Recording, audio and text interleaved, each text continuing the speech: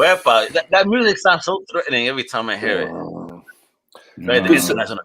Good supervillain music. Isn't it? I love it. Not that we're supervillains, or are we? And in a way, hello everybody, and in a way that's fitting because we will be talking about supervillains. When we talk about EC Comics, there are no good people in EC Comics, are there? There's what? What did you say? Are there good people? Are there good people in EC Comics? EC Comics? In EC Comics, are there good people? Damn right they were. I'm not talking talent here. I'm talking about the characters. Are these characters good people? Of course, absolutely. Yeah, talking about supervillains. Because I think EC is an interesting case to be made, that EC was like the mirror to all the other comic book publishers where you still have the heroes, and in EC Comics, look, these people are like your parents. They're not always good guys. Yeah. Love it. That stuff. Good storytelling. Yeah, excellent. EC is the best. I'm a huge fan of EC. But we are not here only to talk about EC. We are talking here about some of the greatest artists you have never heard of, perhaps, or maybe. Well, yeah. I mean, it's. I think these are the guys that probably got their. Maybe didn't start out at EC, but EC was where they formed their styles, got the chance to experiment with storytelling, even a little bit of writing, and honed their craft, shall we say. Yeah, that's a very good way to put it. But there were also some limitations put on them, and it's interesting to see how they dealt with these limitations, because it's also interesting when we talk about EC Comics. I mean, before we enter into the field of discussion, Dave already said these guys, they all worked all over the place. The comic book industry in the 40s was in an interesting state. Let's put it that way. We all remember Golden Age heroes. Comics hit it big in the early 40s, and then the war ended. And when the war ended, comics were less popular because, you fought Hitler, you fought Mussolini. At least on the covers they did. Versus in the actual comics, they never really encountered these people, but on the covers they smashed tanks, the superheroes did. And what do you do after the war? You go back to arresting purse snatchers. That's not very interesting for a kid to read. And comics suddenly were less popular. And then a few things happened. Jack Kirby and Joe Simon started a new genre, romance comics. And it's very hard to imagine to any listener out there today who's in his 20s, 30s, listening to the old guys talking about comic books here. Romance comics sold millions of copies each month. They were absolutely popular. There was only one other genre that was equally popular once the superheroes had faded from memory even, because these were new readers coming in and they hadn't really encountered the superheroes. The other big genre was crime comics. Crime comics and romance comics were killing it. And that was the state of the comic book industry in the post-war years, when everybody moved to the suburbs, dads got an education at the college on the GI Bill, the new middle class was formed, kids were reading comics in the millions. They weren't reading superhero comics, and they were not reading horror comics yet. Yeah. And in this climate, you had new artists coming in, and it's almost fair to say that the guys we're talking about today, Frank Frazetta, Al Williamson, and Wally Wood, they are sort of the second generations of creators. Because if you think of the original comic book industry, you remember the guys like Jack Kirby, Joe Simon, they all started it. Joe Shuster, they all started it. But then you had the kids who were a little bit younger, who were not in the first row. They were not old enough, even though Schuster was also only 18 when he created Superman, but co-created Superman. But these kids were 10 at that time. And you had a kid like Frank Frazetta bouncing around, and he was not thinking about comic books. He was drawing on paper characters he saw in a museum, characters from legend. And when Frank Frazetta was 8 or 9 years old, his mother noticed that he was quite talented, and she went to an art school, and she showed his art teacher at the art school the drawings of this 9-year-old kid. And you know what the art teacher said? I can't teach him anything. He is already good. Wow. And nevertheless, she got him enrolled in another art school. Now, there's always this interesting story I find quite fascinating when you read biographies of artists and you listen to people, their contemporaries. There's always these divergent opinions. And I tend to say everything seems to be very true, because there's this one opinion where this art teacher that Frazetta finally had when he was still in his teens, he said, well, I taught him a lot. I shaped his talent. I took him on trips to Europe. And when you read Frazetta later, he says, well, this guy was an idiot. He didn't teach me anything. I was already very good. I think both is correct. Because as Dave will also know, because Dave is the artist among us who has seen many portfolios of aspiring artists, kids come in and they think they're the greatest. And there's always something you can improve. Isn't that right, Dave? Yeah. I think everyone, no matter how talented you are, having a second opinion or just something to bounce off is very useful. Absolutely, and I think this is also what Frank, maybe begrudgingly or never really wanted to admit, took from his teacher, with whom he worked for many years. And I think something will rub off eventually, because what you also see a lot in Frazetta's work is classical composition. And you are not born with that, I think. You were born with a talent to draw, but you take this from somewhere. And I think Frazetta was not the type who hung out in museums. That were the more intellectual guys who worked at EC later, like Bernie Kriegstein. These kids, they went to museums, but I think Frazetta was not the guy who went to museums. He was more interested in motorcycles and stuff like that. He was really like, if you want to imagine Frazetta, he was really like your greaser type. He was like the young Elvis Presley. He was good looking, he was into bodybuilding, and he was also making a decent money at 16 drawing comic books. And you can see it here. Quite fast. Yeah, this is a very early work. He got the goggles, right? You know, he's in good shape. You know, he gangster right there. You know, like with a pistol, with these demons, or whatever the hell they are. Is this his first cover work? Or? No.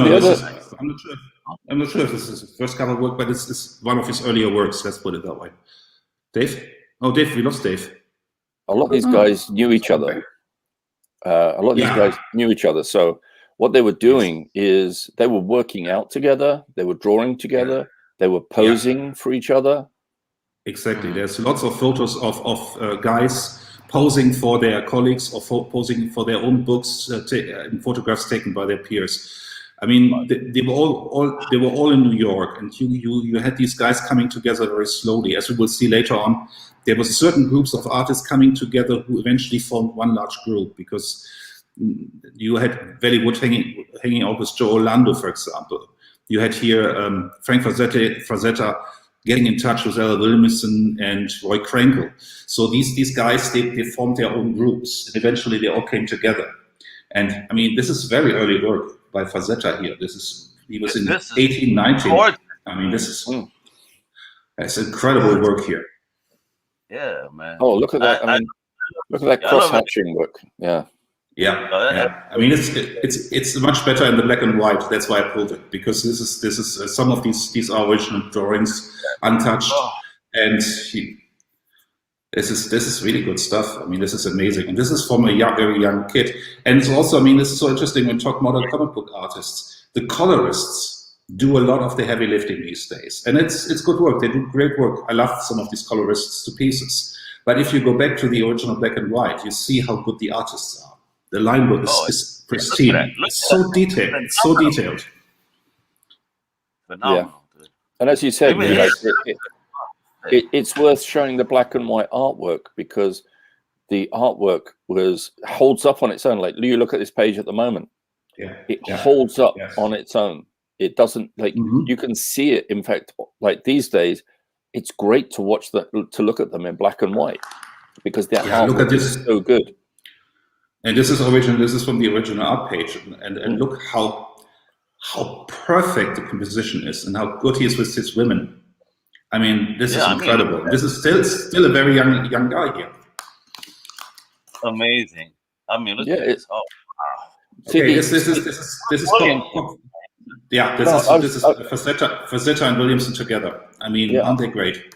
Yeah, I was just going to say that on the previous page, the acting that he had the characters doing, the body language, like look at her, the way her back's arched, the head is thrown back, but it's all in perspective. It works. It's not one of these things where her where you see the hair flow down and her head is off to the side somewhere. It's like, well, how is that head attached to that body?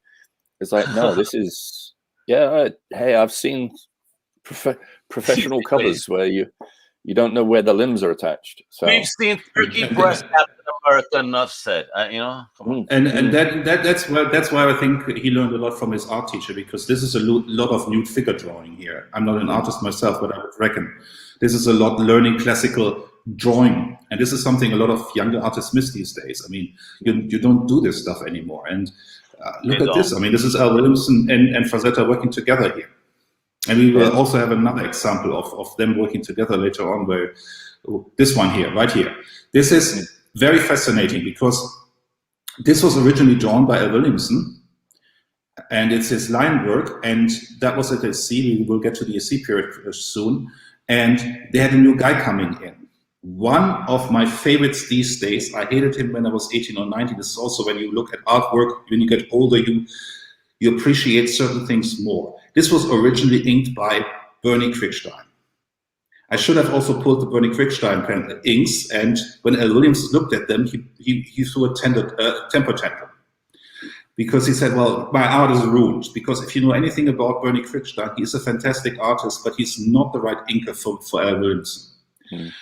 And so he went with his original pencils, or some of the copies he had of those, and went to Frazetta and said, can you do this? And in the last minute, Frazetta and Krenkel re-inked this. And if you look at this, this is fantastic. I mean, this is really how it should be.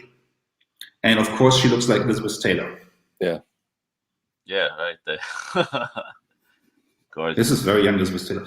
This is another one of my favorite stories by both of them together. I mean, it's very hard to say who did what. If you look at the figure work, this is very Frazetta. This is really not Al Williamson. This is really Frazetta. Well, no, if you look at it, this cowboy is Al Williamson. The girl is Frank Frazetta. Yeah, that's interesting, yeah, isn't it? It's very fascinating. But I mean, if I was Al, I mean, Al's a fantastic artist, obviously, but if you want that sexiness, if you really want that moody, look at the in the third panel, the way she's turned her head, it's tilted down, she's looking for the side. Yeah. It's that's you'd go, yeah, look, I'd love to be able to. I wish I could do it myself, but Frank, you're going to do this better than I am. Yeah, this the word that comes to mind is sultry. Can you stay on the pictures before we go to this? Can we go back? Because there's a story to this. I want to. The interesting thing is, because we already talked a little bit about EC Comics, what's so interesting about EC Comics in the early period is, let's talk a little bit about when horror came about. Horror came about in about 51, because more or less by coincidence, Al Feldstein, who was the editor-in-chief and the art director, he was basically everything creative in EC Comics, and Bill Gaines, they discovered horror cells. So they converted their crime comics into horror comics. But they wanted to do other stuff. So they also still did crime comics, but they did different types of crime comics. They did comics about real people, not about gangsters. So they did more film noir kind of plots. And what's so very interesting about this is that Al Feldstein had these very cynical film noir plot stories going on about men being trapped by women, or the other way around, versus you had these artists, Wood, Williamson, and Frazetta, who was very much striving for this romantic ideal of the non-civilized hero fighting for the girl, and they lived on happily ever after. And you had this very interesting contrast. You had these very peak artists who were doing this very romantic artwork, and you had very cynical stories. Fantastic contrast. And this is a story that ends up with you have a very fascinating story here. You have this woman who owns this farm. She inherited it. And there's this cool guy, and she falls in love with this. And he's two-timing her, and she says, well, basically, you're not supposed to do that, you're my property. And in the end, she brands him. And she says, you're my property. Which is very much, you have these guys like Al Williamson, who had a family, he had 2 daughters, and Bill Gates also has a divorce, but I wanted to say Bill Gates, he just had a divorce, and you have this idea of men who are afraid of attractive women. And say, well, basically, we need to get out of this situation. And you have a story here where the guy ends up with, he's really branded in the face. I mean, you can go back to the story, it's on panel, and it's pretty brutal, actually. And the next story, if you go to the next story, which is the only story that is fully credited to Frazetta, the only EC story that is fully credited to Frazetta, this is his most famous story. It's called Species Play. It's an incredible story. It's about this guy who learns that his girlfriend is pregnant. And what does he do? He throws her off a roller coaster. And he's in this Coney Island amusement park, and the police is already wise to him, and he's trying to run away. And what he does, he takes off his clothes and goes to the beach. So basically, he blends in. Yeah. And he runs into these girls, and he's the big guy on campus, more or less, or on the beach. He's this guy from the Muscleheads, which also Frazetta did artwork for. And the girls pull him into the water, and he can't swim. And then they say, oh, that's our boyfriends, and they let him drown. Oh, that is such an amazing story. If you want a deep analysis of this story, go to my columns on Comic Crusaders. I analyze the story to death. This is such a fascinating story about the guy who all the time he says, I don't want to be trapped. I don't want to be trapped in a relationship. This is the romantic hero to the T who said, no, I want to roam free. No, he can't when his girl has a baby on the way. And is he the good guy? Of course he isn't the good guy. Are the girls the good guys? No. There are no good guys in EC comic stories. No. Yeah, that's some fun shit. This is a very, very interesting story. It's also about the class system, because he is poor. The girls have their own cars, they have their own mind, they own their own money. This is also this anxiety of the men in the 50s. Oh, suddenly the girls have money, they have cars, they can do what they want. Gotcha. I mean, to this day, we have guys on YouTube. This is Frazetta's very famous Frazetta cover. We also see this later. Yeah. I think it's the next page. When we go to the next page, we see this. Look at this. Ooh. Yeah, Frazetta did about 2 or 3 different versions of this piece. Mm-hmm. Mm-hmm. And what is really interesting, he did that a lot with paintings as well. Yeah, and what is so interesting about this, if you go back to the previous page, what's so interesting about this, if you notice this is really at the cusp when the comic code comes into existence. So this is one of the last issues without the comic code. And this is really something that is stuff that will go away, because this is too violent for the kids all of a sudden. And this is really, it's a shame, because it's really a story about violence, about survival, and it's interesting. And it's very interesting that in the end, William Gaines would have the last laugh, because he also had Matt, and Matt sold 3 million copies at his peak. And but still, EC comics were going away when the comic codes hit.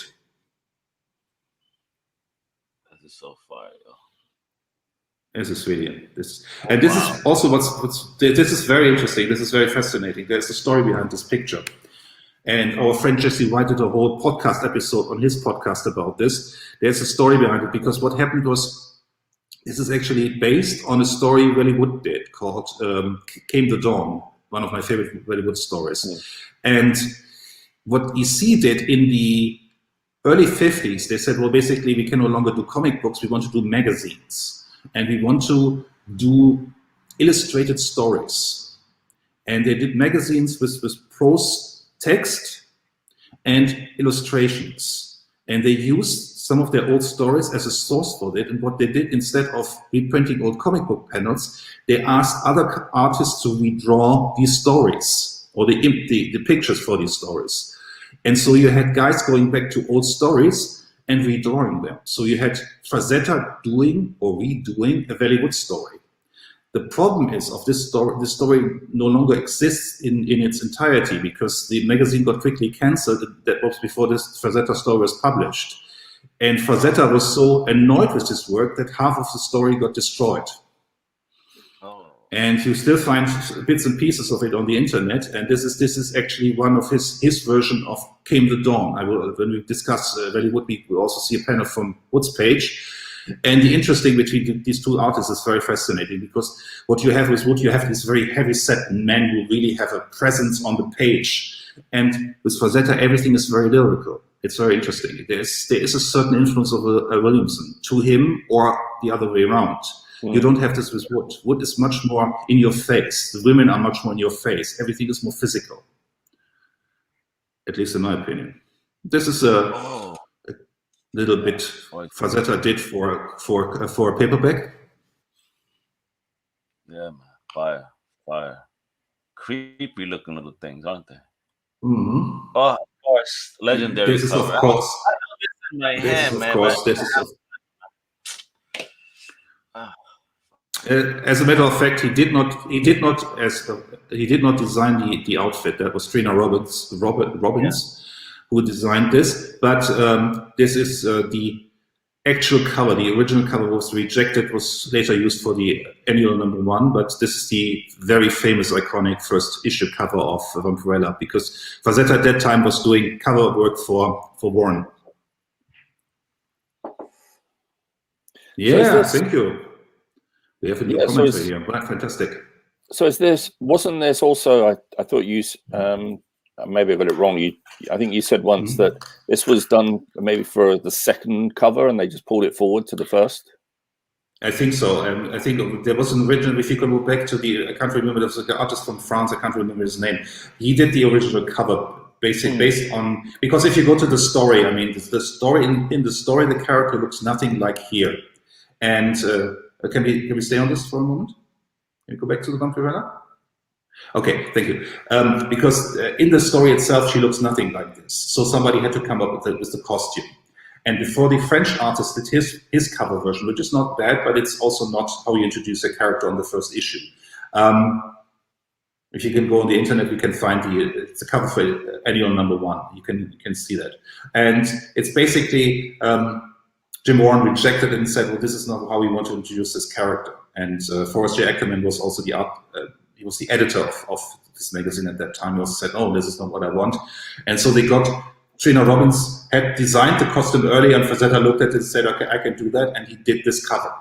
And it's absolutely iconic. I mean, it's one of the best covers on this magazine ever. I mean, there are fantastic covers on this magazine, but this is one of my favorite covers. I mean, this is so interesting because it's you really don't know the character yet. And Frazetta had not read the story, and the story is nothing about this. And this is so different.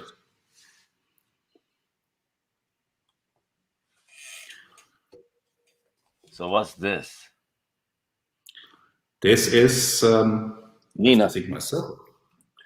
As Nina, it was a story which Frank did, I think, 4.5 pages for, that never saw print. I think the pages finally, I think he let Wallywood print them in Wits End.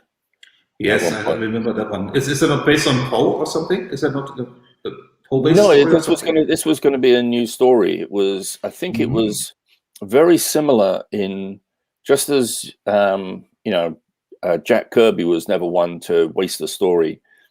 Yeah. This was going to be almost like a female version of Thunder. Interestingly enough, this was the influence. This influenced Horatio Weisfeld, George Carragon, and Arthur Saddam to create Libri in the Lost World in Penthouse Comics. Oh, interesting, fascinating. So that's hey, they're not. Hey, Frank Frazetta was never going to get round to it, so let's do it. Yeah, makes all the sense. It's also probably also an influence on AXA and stuff like that. Yeah. This looks like something from Warren magazine. This is from Warren magazine, right? It's from Warren, right? Yeah. Beautiful artwork, though, man. Come on, bring back these. Oh, wow. This is one of my favorite panels ever. Like, it's just I wish I had I somewhere I've got a fairly decent high-res version of this. It's just one panel. But my God, it's just like she looks so damn sexy. It's just like I'm sorry, like if it offends anybody, but the depths to purely from a technical point of view, the depths to this, the lips, the depths to everything, it's incredible. It's incredible. Oh, yeah. The eyes, the eyebrows, the hairstyle. Right there. Is that specific look amazing? Yeah, it really is. Captures but the way the lips are parted in that sun, the way the head's slightly lifted up, but like she's tilted looking. You can tell she's got her blouse partly open. So if we could see further down, I'm sure it'd be a very nice. Let's see. Yeah. No, guys. I mean, what's so interesting about this is if you really want to get into these artists in their prime or in their early prime, I should say, because we also see some later work of them's. You cannot go wrong with the Fantagraphics reprint editions, because what they did is they're reprinting these EC comics based on the artist. So you can choose your favorite artist. There's some volumes about Wood, some volumes about, you can only get the science fiction stories of Hollywood or the crime horror stories of Hollywood. They reprint these in black and white, but what they also do, they go back to the original art as best as they can. They do a very good job of remastering everything. And actually, it's not a knock on Mary Severin who colored these EC comics, but a lot of these reprints are really bad as far as the colors go. If you read them in black and white, they're really great in black and white. Yeah, that's another great. And it's also worth. I just blanked his name. David Spurlock. He's done some really nice volumes and collections and sketchbooks of Al Williamson, Frank Frazetta, but he did a very nice collection of Frank Frazetta's Johnny Comet book, and he's done a couple of other books of Frank's older comic work that is really worth picking up. Right. I mean, you can always go back on also, you can also scan through the archives. This is interesting. This is the cover for a Neil Adams story, actually. I read the Neil Adams story, which is hilarious, which is it's very late 60s. Well, it was a strip within, it was National Lampoon. Yeah. It was Neil Adams did the artwork, and this is the opening page of the sort of spoof cover we have here. So funny. Wow. Creepy. Look at this stuff, man. Isn't it gorgeous? Hold on. That's amazing. Yeah, I mean, I think that it's a shame that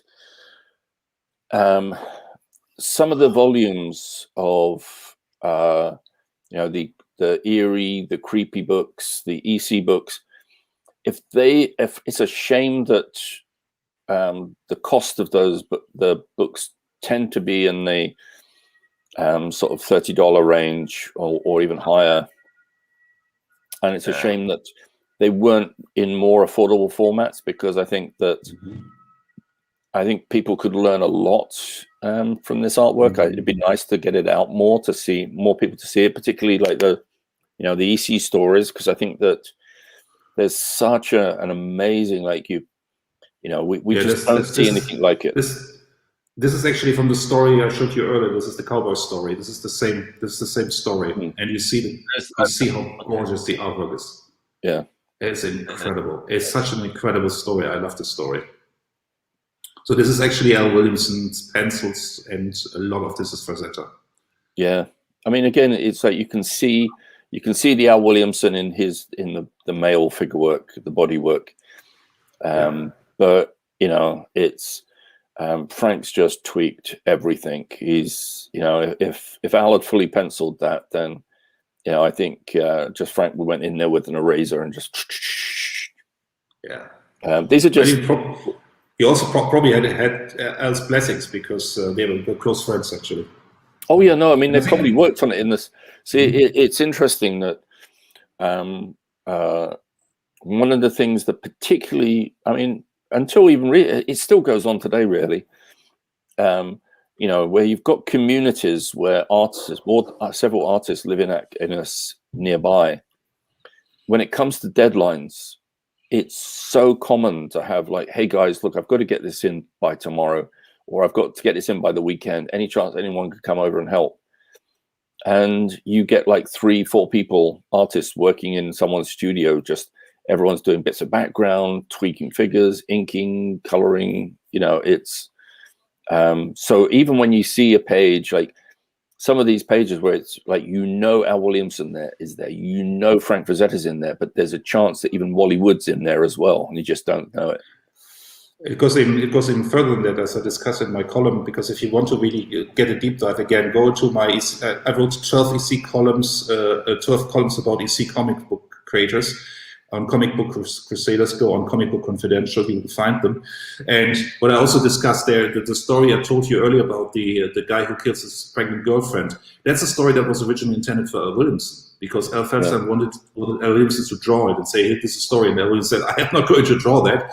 And Frank Frazetta said, well, basically, I can do that. And he did this just on the spot to help Al out. And so he did the story. Yeah. It's hysterical. Oh, yes. That was Mad Magazine. Mm-hmm. The guy would have said, like, what, boy? Hey, Lorenzo, what's poppin'? No, he just woke them all up. Hi there, Lorenzo. Hey, man.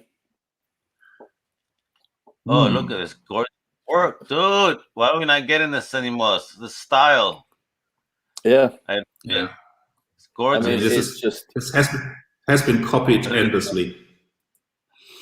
This is gangster. I think this is how the story continues, because as you will see here, a lot of these, once EC was defunct, these guys did a lot of other comic book work, as we also see. Well, he would work for Marvel for a brief stint, and then he worked for other comic book publishers. But a lot of these artists also did cover illustrations for paperback editions.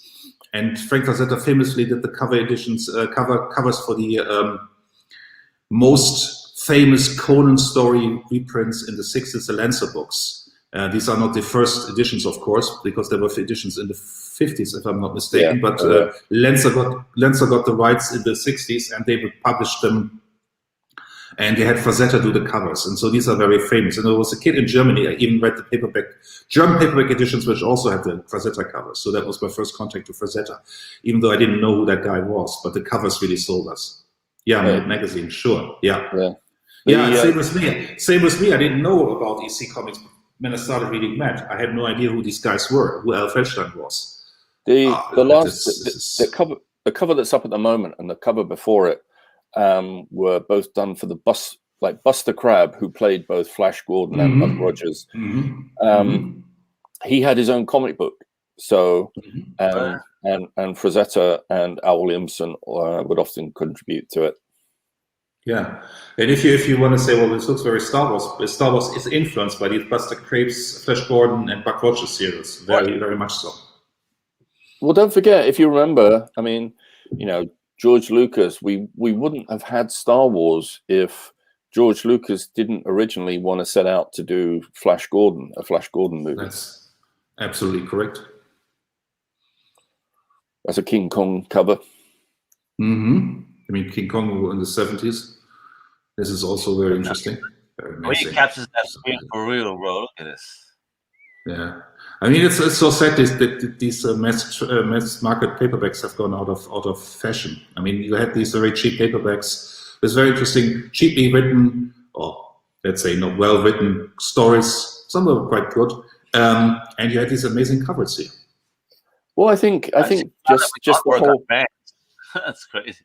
But when you think about it, just as a whole, the art of the cover, the paperback book cover, is completely gone. Like now it's all, you know, bit of Photoshop on a photograph, or if that, a bit of design, big names, bit of design work. But it's you know, I used to, you know, in the past I would collect paperback books, even if I never read them, just because they had cool covers.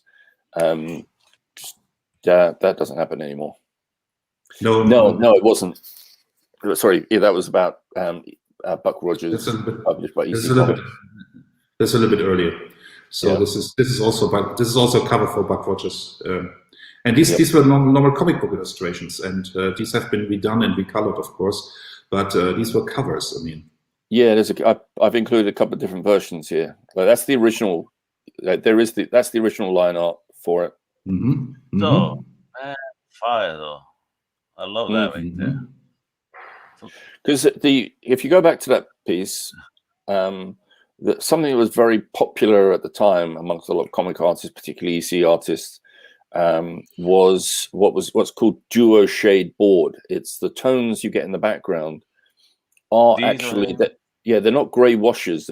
What it is, it's a tone that's locked in the paper that when you put a certain chemical on it, a kind of a cross hatching kind of a pattern appears.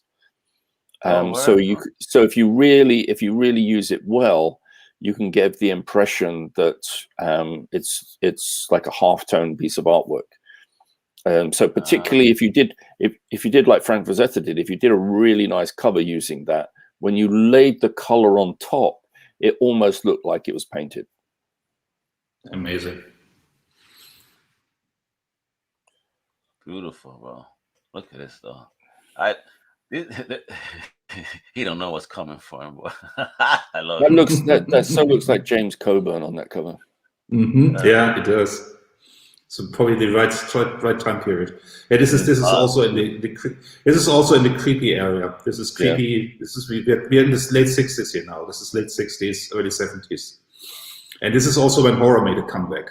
I mean, this is the time of Hammer films, and this is how we tell it's cold in space, folks. Yep. Let's Battlestar Galactica. And look at these women. These are not skinny women. These are very, very classical beauties. They are not skinny women. Voluptuous. Exactly. This is another Frazetta cover from the Buck Rogers series. Another one. Always saving damsels in distress without space helmets on. Yeah, that was still the idea behind it, I think, at that time. Another Conan. No, it's a play on a piece. Like there was a piece called Ravager that was early on, where it's the swordsman standing on the mountaintop with the sword being struck by lightning. He did about 3 or 4 different versions of that painting. Well, it's very reminiscent of his Conan work. Oh, this is the piece up right now is Conan. Yeah. You can tell, of course, look at all the dead bodies. That's what Conan does, son. Yeah, that's why we can't. I mean, they're still. I think working on a Conan series for television, but that's really difficult to do. I mean, Conan is really a monster. I mean, jeez. Yeah. I love the anti-hero.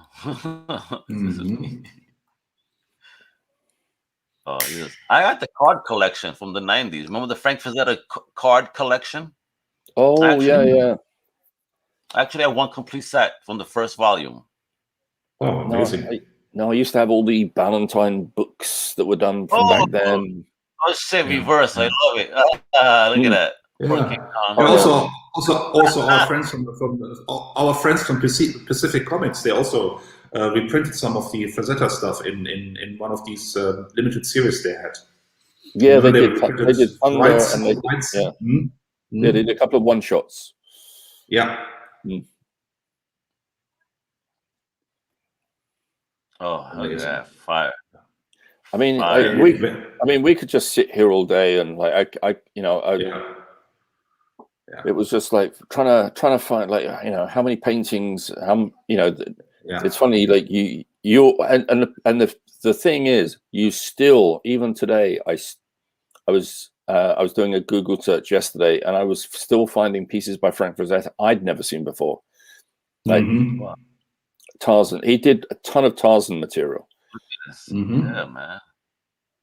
And again, it was like it's the thing that he inspired so many people. Like, I mean, his art sold Conan. Like, I think without his covers by a lesser artist, we'd never have been. Half the people would never have been so passionate about Conan, and Because Conan has been around since the 30s, but 1930s. But basically, you had the 60s edition, late 60s edition of Lancers with the Frazetta covers that really seared Conan into the minds of the people. Conan really became popular at that time, and that is really when you get to the Conan movie in the early 80s. And a lot of people don't know this. The first screenplay for the Conan movie, the Schwarzenegger movie, was written by Roy Thomas. Isn't that fantastic? Boy, nice. Mm-hmm. Yeah, because it was Roy Thomas who brought Conan to Marvel Comics in the early 70s. And that was the time when the comic code was severely weakened, and you could have these anti-heroes coming into comic books again. It'd probably be interesting to read that, because it's supposedly very close to his. This is another year from the story I talked about. This is Frazetta's version of Came the Dawn. Yeah, the Bollywood story. Very, very interesting Bollywood story. It's just the way he deals with lighting. Mm-hmm. It's just so good. Wow. And this is just pencils, and it's just pencil and charcoal. Mm-hmm. Lorenzo, no, Conan came about after sort of Frazetta did the covers for Conan, but you know, Conan was very much a 50s born character, and the original drawings. And if you go back and if you Google the covers for Conan back then, looks absolutely nothing like the Conan we know today. What's also interesting, I mean, if you go back to the original Pulp magazine in which the first Conan stories appeared, because Conan goes back to the very early 1930s, created by Robert E. Howard, who unfortunately killed himself because his mother died and he couldn't handle that. He was, but the interesting thing is, if you look at these, you can find them, the original Pulp magazine covers. They were done by a woman, and he looks a lot like Rodolfo Valentino, because that was the ideal men, and probably also a lot of women had at that time, of a suave guy. I mean, if you go to look at Valentino, he was the exotic savage. That was the ideal you had in the 30s, and that was not the image that was popular at the end of the 60s. This was not what Frazetta was doing. Yeah, he also had these girly magazines, and this was also selling because, people had to get their porn somewhere. And you could buy this on a newsstand. I mean, this was still legitimate at that time. And let's be honest, Frank Frazetta and Wally Wood both very much enjoyed drawing that type and producing that type of material. Oh, definitely. They did a great job at it, man. Capture some. Oh, they did. They did. Oh yeah, of course. I mean, if you could draw like that, what would you draw? Sweaty men or women? I would probably draw women. I had a line there, but I don't even know. Yeah, I'm not sure if you can. This is now Comic Crusaders adult here. Hey, do my fingers smell like fish?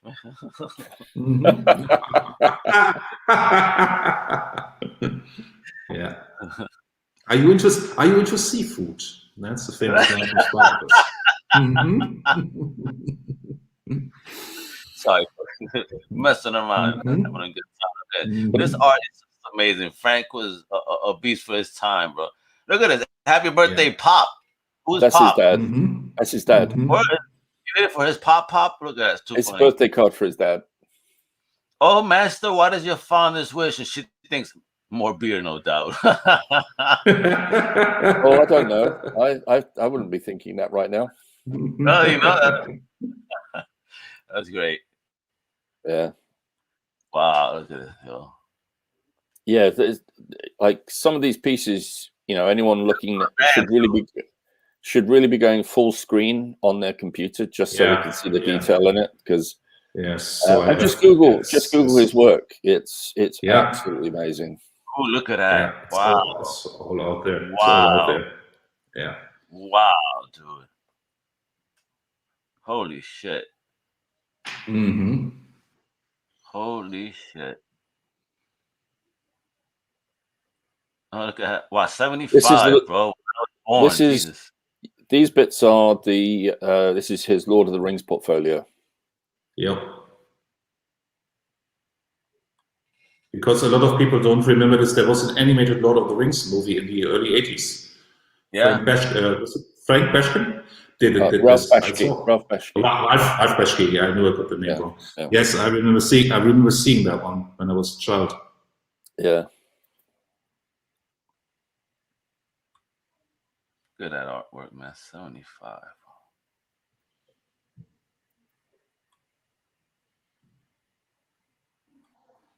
Apparently, it never gets older with people. Yeah, this is once again this is very early Frazetta art here again. Wow. It probably was 16 or 17 when he did this. It is, yeah. I could see where I think Frank Whitley inspired by Frazetta. Oh yeah, a lot, right? a lot. Yeah, you can see that. Yeah, definitely. Wow. Look at that. So simple things like that. Also an artist I've come to appreciate. I have zero interest in the television show because Frank Whiteley's art made that book. Yeah. Jupiter's Legacy. I mean, that is really, Whiteley's art really made that book.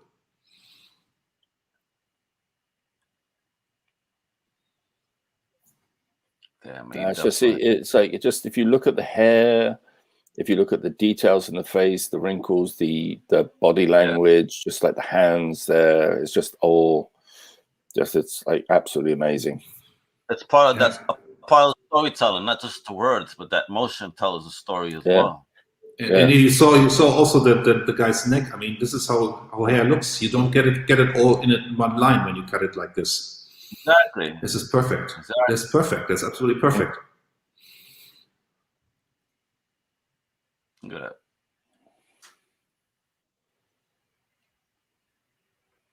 That's gorgeous.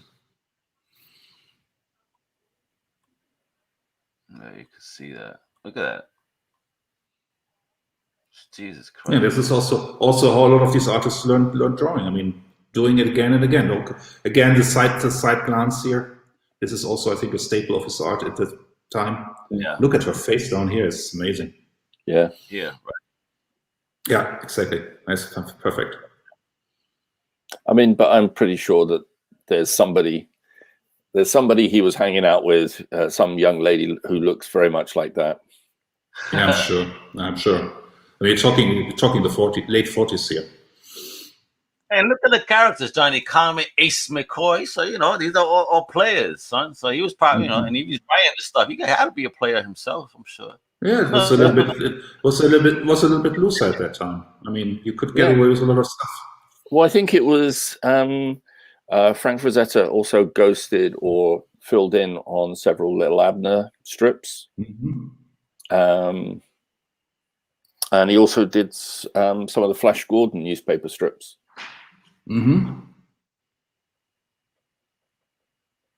Dressed like Napoleon. Yeah, the great, even the arm hair caught all right. Perfect. Oh yeah, man was a beast, bro. Man was a beast. I mean, I think the list of artists who are influenced by Frazetta's art is very long. Yeah, absolutely. Look at her, want the homie right there. Like, where by honey? Come over here. To Mr. Bottles. What's Mr. Bottles? What's popping there? Where by he go too? You have no shame. All right, but that homie is actually next. Yeah, right. Yeah, we go to L. Williamson now. We could go on and on with Frazetta art, but let's go to L. Williamson. Oh yeah, I mean, believe me, I was so tempted to send you like twice that amount. So. Oh yeah. So when we talk about L. Williamson, it's huge. when we talk about L. Williamson, this is a lot of people didn't know this. First of all, he was the youngest artist on EC's roster. He's 17 when he came to EC Comics, and he's actually half Colombian. His father's from Colombia, so he grew up in Colombia. And the first contact he had to American art, his mother was American, but he and his sister, he was born in New York, but they immigrated to Colombia, where they had where they grew coffee, if I remember this correctly. And they were quite wealthy, actually. And the first thing he ever had an exposure to American art was when his mother took him to see Flash Gordon, the movie serial. Oh, wow. And he said, well, basically, this is it. This is not. It was not in the 1930s. We are a little bit later, where they cut these into feature-length movies. And he saw like a 2-hour Flash Gordon movie. He said, "Wow, this is amazing." And then his father bought him these newspaper strips done by Alex Raymond, and he started redrawing these. And this started a lifelong fascination and love with Flash Gordon. And we will see he later did a lot of work on Flash Gordon. And when he came to EC Comics, he really didn't really fit in originally, because his art style was very, he had a very thin line. He was also very difficult to ink and to color. And this is his second story. And this is him inking himself, and you see how this works, because you have to have an artist to understand how he works. And this is Frazetta did this, and a few others, but not every artist can ink for Williamson, interestingly enough, because his line is very complicated. And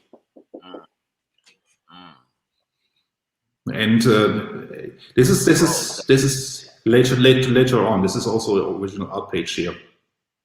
This is based on a Ray Bradbury story, because if you some of the best EC stories are actually based on Ray Bradbury stories. And this is also a very fascinating story here. And this is about time travel, and this gives him the chance to draw dinosaurs. And he loved drawing dinosaurs and prehistoric creatures. And this is my all-time favorite story. And we're talking artists here today, but if you only read the caption, and in my upcoming horror novel, I'm actually quoting this story, because if you quote one EC story, it's this one. It was written by Otto Binder. And if you just look at the caption box, the language is so lyrical. It's so perfect. And Otto Binder was really an amazing writer who's sadly forgotten. And this is such an amazing story. It also has a lot of Flash Gordon in it. And go and find it. It's called Lost in Space, as you can see here. It's such an amazing story. I wrote it extensively in my Al Williamson column about this one.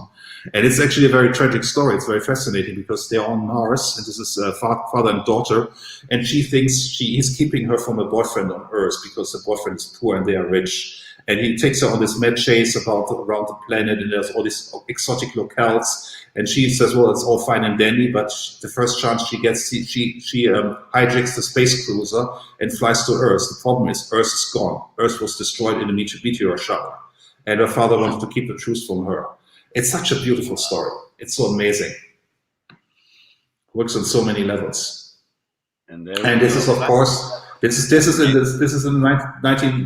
the early 60s. King Features, who had the rights on the Flash Gordon newspaper strips, they wanted new Flash Gordon material, and they got Al Williamson to do it, and Jill Kane also. And you got Flash Gordon by Al Williamson and Jill Kane. I mean, isn't that amazing? I mean, this is very close to Alex Raymond, or as close to Alex Raymond as you can get, because this book didn't sell, and eventually they reprinted the original Alex Raymond strips. But for the first couple of issues, you get these Flash Gordon stories by Al Williamson. This is actually reprinted. You can buy this from Dark Horse. They brought out a very beautiful volume, which I showed on our last podcast. This is from the first story. I mean, this is such fantastic work. I believe these were all written by Archie Goodwin as well. Yes, indeed. Actually, they were written by Archie Goodwin, who also worked for Warren Magazine later on. That was a little bit later. So Archie Goodwin is a very important character in all of this. Also a great writer. Also a very great writer. And look at these exotic locales here. This is it. This is Peter Williamson. Yeah, funny. Look at that. I mean, never shies away from the backgrounds, like the architecture on everything. Yeah, I think also what's so interesting. I think what's so interesting is Hollywood is more associated with spaceships. I think Al Williamson is really more associated with his backgrounds, because these are all very detailed, highly exotic backgrounds, fascinating creatures, architecture. That's really his thing. But I mean Hollywood background here.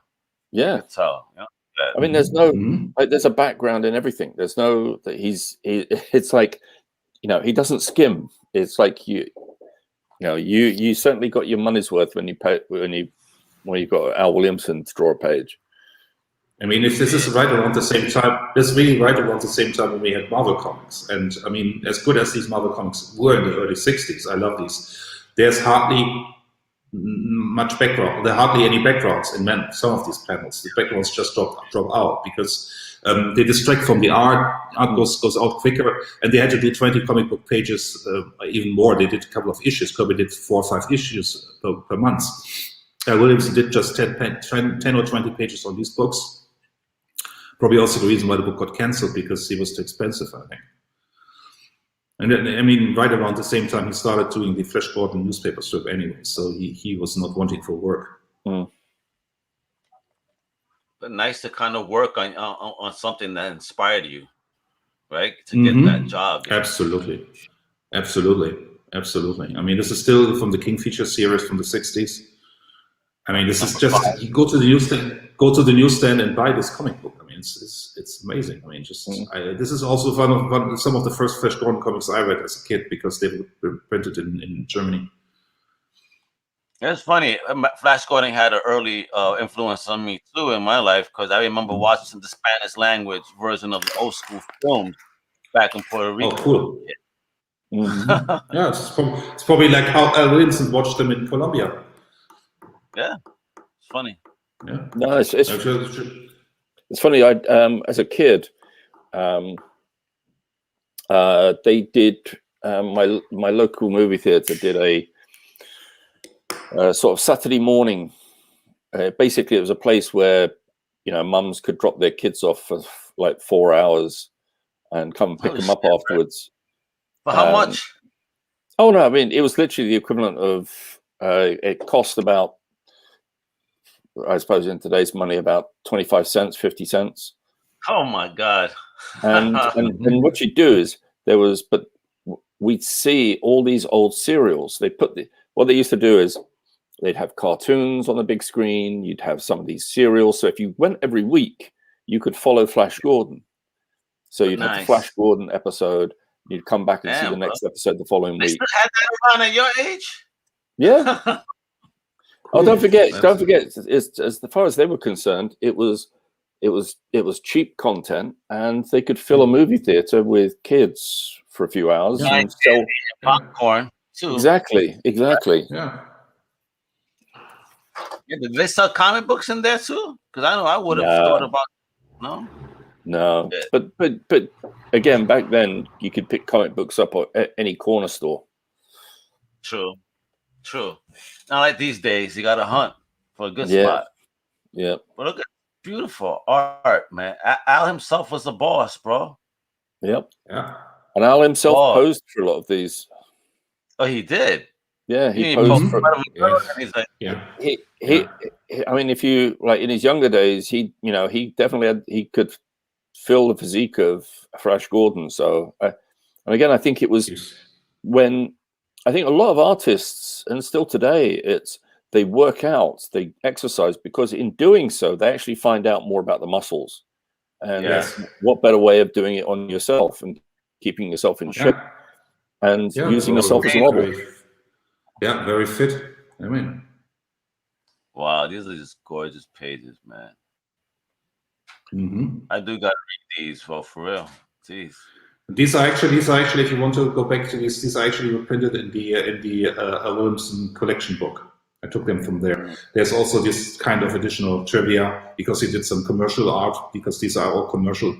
These are all for commercials, because they did comic book commercials in those days. If you go to the next page, you see that if you go to this, I shared this on Twitter. I mean, this is also. I mean, this is of course a little bit marked because it's a Union Carbide commercial, but nevertheless, it's beautiful artwork, and we had to discuss the artwork.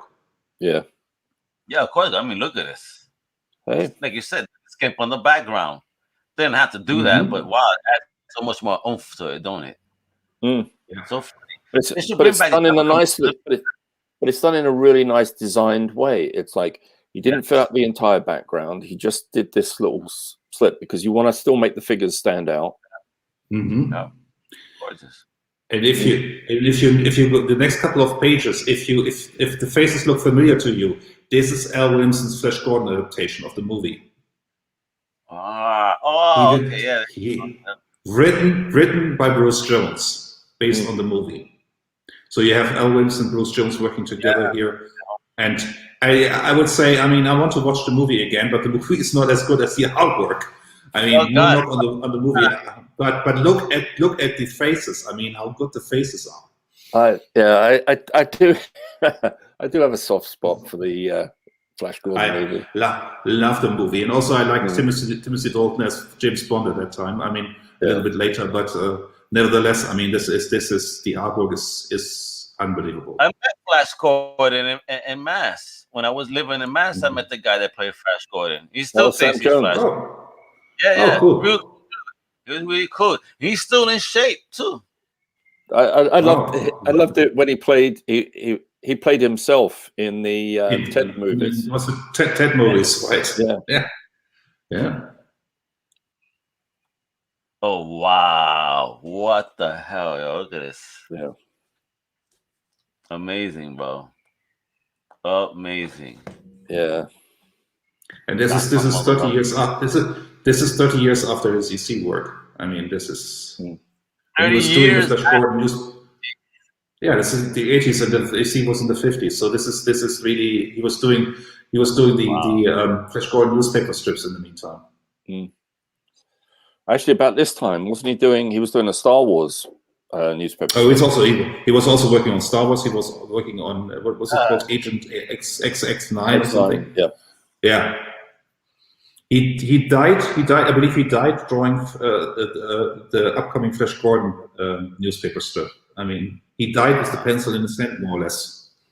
Well, he did. He got to live a long age. I think he died when he was in his early 90s. Yeah, no, Mark Schultz wrote a Flash Gordon story that he illustrated, and he did for Marvel Comics. It was a 2-issue book. Yeah, I think he also did the Flash Gordon art for Marvel Comics, right? Look at that. Yep. This was from the cover for his art book. There was a, and here's an EC cover. Yeah, what's interesting is he trying new things in the early 50s. Oh yeah, but what's interesting is if you look, I guess to the left of the screen, the figure there holding the flag, that's drawn by Wally Wood. Interesting. Oh really? Yep. This guy over here. Yep, he's drawn by Wally Wood, and then the rest the main illustration is by Al Williamson. And this is the interesting thing, because what's so fascinating here is, if you go back to stay on the page for a moment, go back to the page. What's so interesting, because we talked about the EC horror comics, and then the Comics Code coming in after 5 years, and EC no longer could publish these horror comics and the crime comics, and so they tried to do other stuff, other genres, which were a little bit tamer. They put out a book called Psychology, or Psychoanalysis, actually, the most boring book you will ever read, but this great artwork, and which is actually fascinating, because Stan Atkins actually lifted a few pages from this book for his Doctor Strange drawings. But nevertheless, what's so fascinating here is they were trying knights, and what the other genre they were also trying is pirates. And the idea that they were doing pirate comics at that time is the basis for EC Comics making an appearance in Watchmen. Because if you remember Watchmen, what they were reading is these pirate comics, who were allegedly done by Joe Orlando. Joe Orlando never did a pirate comic to save his life, but nevertheless, they had in Watchmen had Joe Orlando doing pirate comics, because EC were doing pirate comics at that time. It's so fascinating. Well, they also had it so that I think the idea being was in the Watchmen universe, it wasn't really superhero comics. People were in pirates with the big pirates and things like that. Yeah, superheroes were real, and that's why they never did any. They never did any pirate comics. So, and okay, folks, if there's any real superhero out there, please come out so that could stop the overdosing of the superhero movies now and shows. Right? Oh, if you go to the 70s and if you look at DC Comics, they had a lot of genres going, because it was not all superheroes in the 70s. Yeah, the fantasy, of course. Well, I think that's the thing we've lost. I mean, as the genre stuff is just really did trail off, particularly amongst the bigger companies. Like it really did just become superheroes. Yeah. Yeah, because the other genres sort of became less interesting for readers, seemingly. This is a cool little story. It's only 4 pages, but it's called Inside the Tunnel, and it's about Jules Verne, and they're about to go on a mission to this underwater cavern, and that supposedly Jules Verne has laid the pathway for, and they're following, and they're kind of taking it half-hearted, where it's like Jules Verne, like we're basing it off a fantasy book from 100 years ago. Mm-hmm. Yeah. And the whole 4 pages is here, and they go underwater and they find this cavern and they find this underwater race, and this race actually hands them a waterproof container, and inside that they find the original manuscript for Jules Verne's book. Oh, fascinating! Very cool. Our cameras are deactivated. Is that on purpose? Yeah, he's gone full screen. Oh, I see. Okay. That's so people could appreciate the art. They could still hear us. Yeah, that makes sense. That makes total sense. I was only surprised. That makes total sense. Yeah. Oh, we'll see you again soon. Yeah, that's perfect. No, it's perfectly fine. You see, it's beautiful. Anyway. Yeah, but it's a fun little idea. It's a fun little idea. The idea that Jules Verne based 20,000 Leagues on an actual experience he had, rather than just made it up. Yeah, but that's a lot of fan films are going that direction with a whole bunch of different things. It's where it was inspired, because of a true event. Yeah. Yeah. Oh, this is great here though on the cards. I always look how people do cards. This looks legit, son. Great job. Oh yeah, no, the storytelling on here is just amazing. City. Oh, okay. Oh, that's the page with the old man. You realize? No. Was it? No. I included it because I think it also showed that Al was getting to a point where maybe he was using too much photo reference. Okay. So I think just about everything on that page is photo referenced.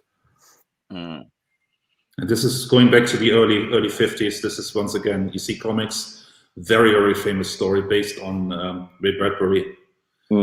And this is also, it's a match made in heaven. Al Williamson and very poetic language by Ray Bradbury. Actually, Binder and Bradbury were very similar in their style, very poetic, very, very well made for Al Williamson. Al Feldstein, not so much, actually. But I like this story because pretty much it's the actual rocket ship telling the story. Mm-hmm. And it's told like a real person. He has a real personality, and grows old, and it's fascinating. I really like the story.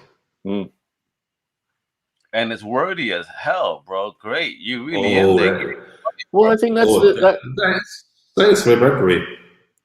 But I think it's also, if you look at a lot of EC Comics, a lot of EC Comics did use a lot of words. They were quite wordy, and I think that it's a shame that they were demonized so much, because I think they were able to tell so much in such a short page. Yeah, but it's also, there's also if you really analyze this, there's really something that really becomes very apparent when you read a lot of EC stories. Is the way these were created was that Al Feldstein wrote the captions on the artboard. He never really wrote a full script. He wrote the captions on the artboard. So what you read in the captions is basically what you also see in the drawings. Okay. And that's how it becomes a bit redundant, because what you read in not with all the text, but a lot of the text that describes the visuals, you see those in the images, and you could have gone with less words here.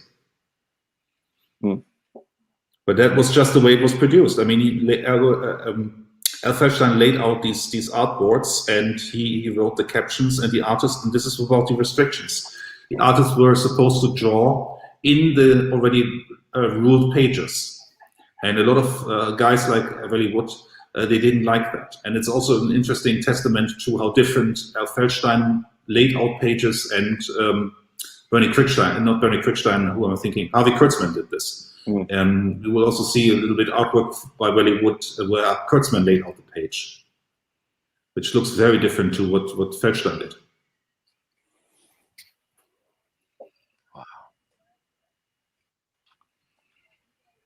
And this is very, and this is, I mean, if you really want to go back, this is our rocket. I mean, if you want to go back to to where it's really at, I mean, there's hardly a better run of comics than 5 years of EC Comics. I mean, these 5 years of EC Comics are really, the thickness of stories of artists coming together. There's not a weak story in there. If you go compare it to early Marvel, I mean, there's the great Fantastic Four stories, of course, but at the same time, you had Ant-Man and the Wasp, you had lesser artists doing some stuff, and you had the hit books, the really good books. But even the Avengers didn't hit their stride well into their 40 or 50s issues when John Buscema came on. Yeah. But John Buscema. But with EC Comics, you had 3-4 years of top-notch artists working on these books, doing fantastic stories that stand the test of time.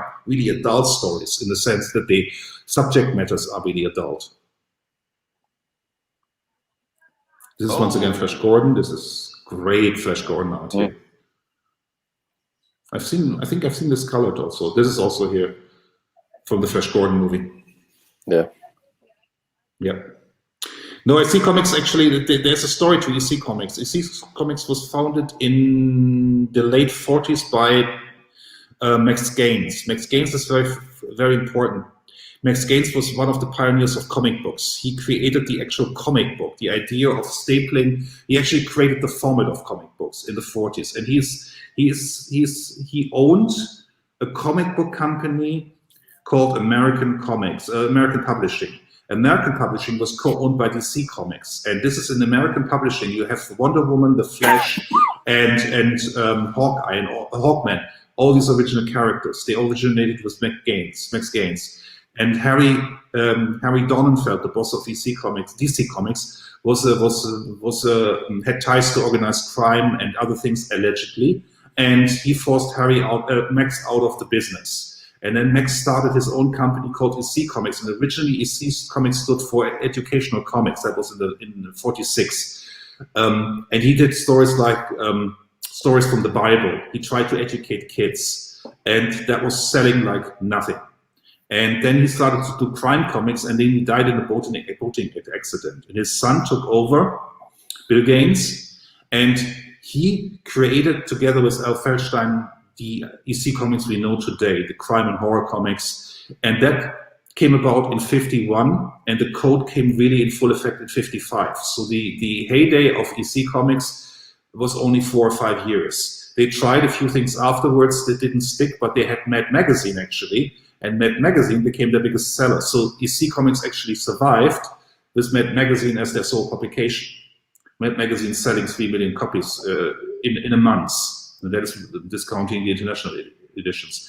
But the big years of EC Comics are really 51 to 54. 55, early 55.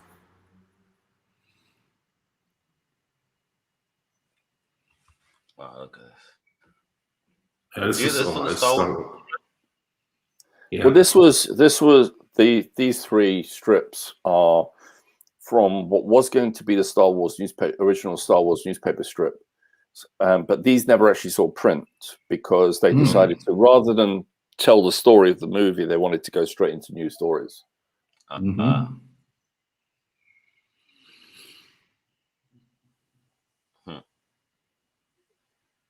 Which didn't match the second movie at all.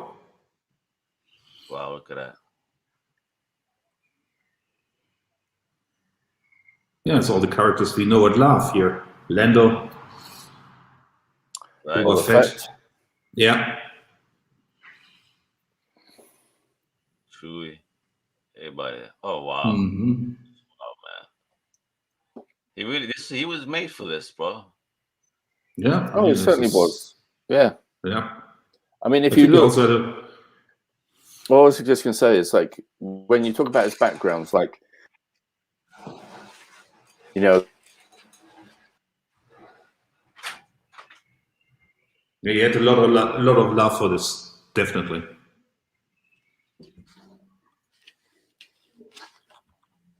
Where it's the Gothic or ancient. Oh, losing the connection to the UK. It's that UK internet, man. I don't know, bro. Yeah, calling the UK.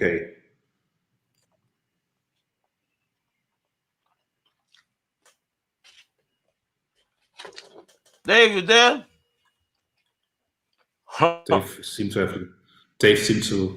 They seem to have lost Dave. Yep, we did. Come on, Dave. Anyway. Okay, you carry on. So this is Williamson. You want to wait? Who the hell is Clawfang the Barbarian? Too funny. Can you hear me now? Yeah, we're back. Dave is back. We're just discussing Clawfang. Clawfang the Barbarian.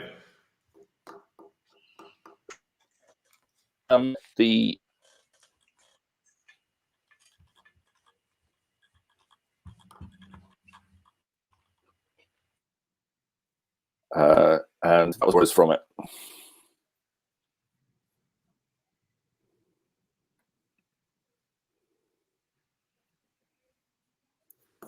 Clawfang Barbarian.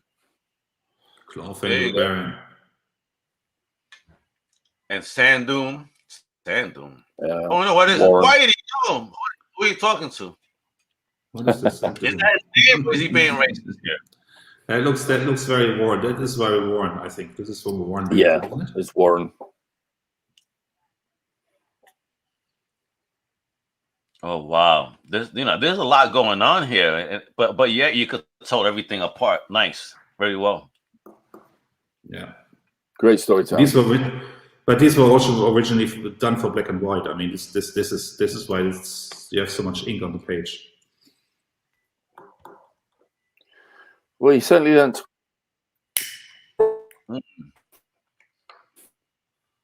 Oh, it looks very James Bond here.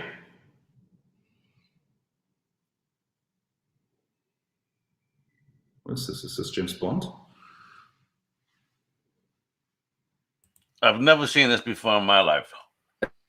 No, this is. I mean, the man did art for 50 years. Or no, more than 50 years. He started when he was 17, so he did work till the 90s. So that is 7 decades of artwork. Yeah, bro. I mean, here it says the King Features Syndicate from '74. No title. Yeah. No, he was basically doing all these newspaper strips here. And remember, at that time we still had a lot of. Oh, David's back. At that time we still had a lot of smaller publishers around who were reprinting these and had stories. This is also from King Features, because King Features, we saw the Flash Gordon. King Features had their own comic books. So at that time, just to explain what King Features. Also to explain what King Features is. King Features is a syndicate of newspapers. So they basically syndicated all these newspaper strips and made sure that they landed in all the newspapers. Because you had a cartoonist like drawing for one newspaper, but they were syndicated, so they appeared in a lot of newspapers. This is so gorgeous. And this is Archie Goodwin writer, Al Williamson again. Mm-hmm. This is what was that? How long was their working relationship between Archie and Al? I mean, was it The interesting thing is they started. I think they started working together on the King Feature comic books in the 60s, and then Archie Goodwin went to Warren to become the second editor for Warren, and Al Williamson worked for Warren magazine early on, and then Jim Warren went into financial troubles, and he had to let all the artists go, and Archie Goodwin went to DC also.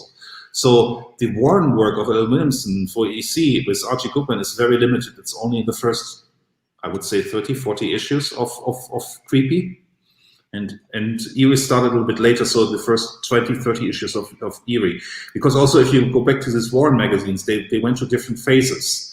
And because originally you had a lot of these EC artists like Reed Crandall, Wellywood and L. Williamson working for Warren. So if you want a continuation of the EC comics, you go to these early Warren magazines like Creepy and Eerie, and it's also Vampirella, because Vampirella was not only about Vampirella. There were stories that had nothing to do with Vampirella. They were hosted by Vampirella, because she originally was another horror host. That was the original idea. But then you have a very poor period where you had very poor and cheap artists coming in. Then you had a swath of artists coming in from Spain, and you got that period going with Warren. And then in the later years of Warren, you had guys like Bernie Wrightson coming on board, and Bruce Jones. I mean, this guy's work is amazing, and we actually have it's not we got the big boss coming up now too. Yeah, the big boy, Valley. Yeah, I think we still have lost Dave. We're still without Dave. What's going on? UK hawking all the vaccine, but not strong internet. Yeah, he said they're hogging all the vaccine. Yeah, we're not getting any here in Germany. Oh, we're getting some now. It's getting moved forward. I got fully vaxxed already. Oh, fantastic! I'm done. Yeah, cool. The only second shot, it kind of hit me in the sense where I was tired. That's all. I felt very tired at the end of the day, you know, because I got it like at 8 o'clock in the morning. So come 10 at night, I'm like tired as if I did a exercise, you know. I didn't feel sick, but I just like, oh my, I just needed to take a nap, and I took a long ass nap. How long did that last? The whole day? Once I got up the next day, maybe another half the day, I felt tired, but then, you know, after a good meal, felt very much more invigorated, and then you're just normal. Cool. Being in Florida and just in the mask restriction. No, I'm not in the priority group here in Germany, so I haven't had any shots yet. Here it's still with masks, and the schools are still closed and everything. It's still here like in the early days. Oh wow, really insane, yo! And what's the age of priority right now? Does it fluctuate, or has it been only stood at a certain? No, I think it's people above 60, 65 or something. First, and then if you are in certain groups, like they do it with teachers and the care professionals, because these people they are in the front lines. They should get the first shots. So now we have Wellywood coming on. Now we got Wally. Hopefully Dave is joining us in a minute or two. But the first ones are selected by me, so anyway, I can start with this. Okay, Wellywood. This is very early artwork by Joe Orlando and Wellywood together, because as I said earlier, these guys hung out in different clusters, and they worked together at different publishers originally before they all came to these EC Comics in the late 50s. And the interesting thing with Wellywood is twofold. He was working with Joe Orlando, and you could already tell that this guy was hugely talented. And at the same time, I should have picked another example, because he was also working with a guy called Harry Harrison. And Harry Harrison there are conflicting stories about his working relationship with Harry Harrison. He was great friends with Harry Harrison, and he together showed up with Harry Harrison at EC Comics. And they said, well, these guys are talented. We like their artwork. And the thing is, it took them a while to figure out that Harry Harrison was hardly doing any work. He was only making Wellywood's art bad, basically. And they let Harry Harrison go. Harry Harrison became a very famous science fiction writer.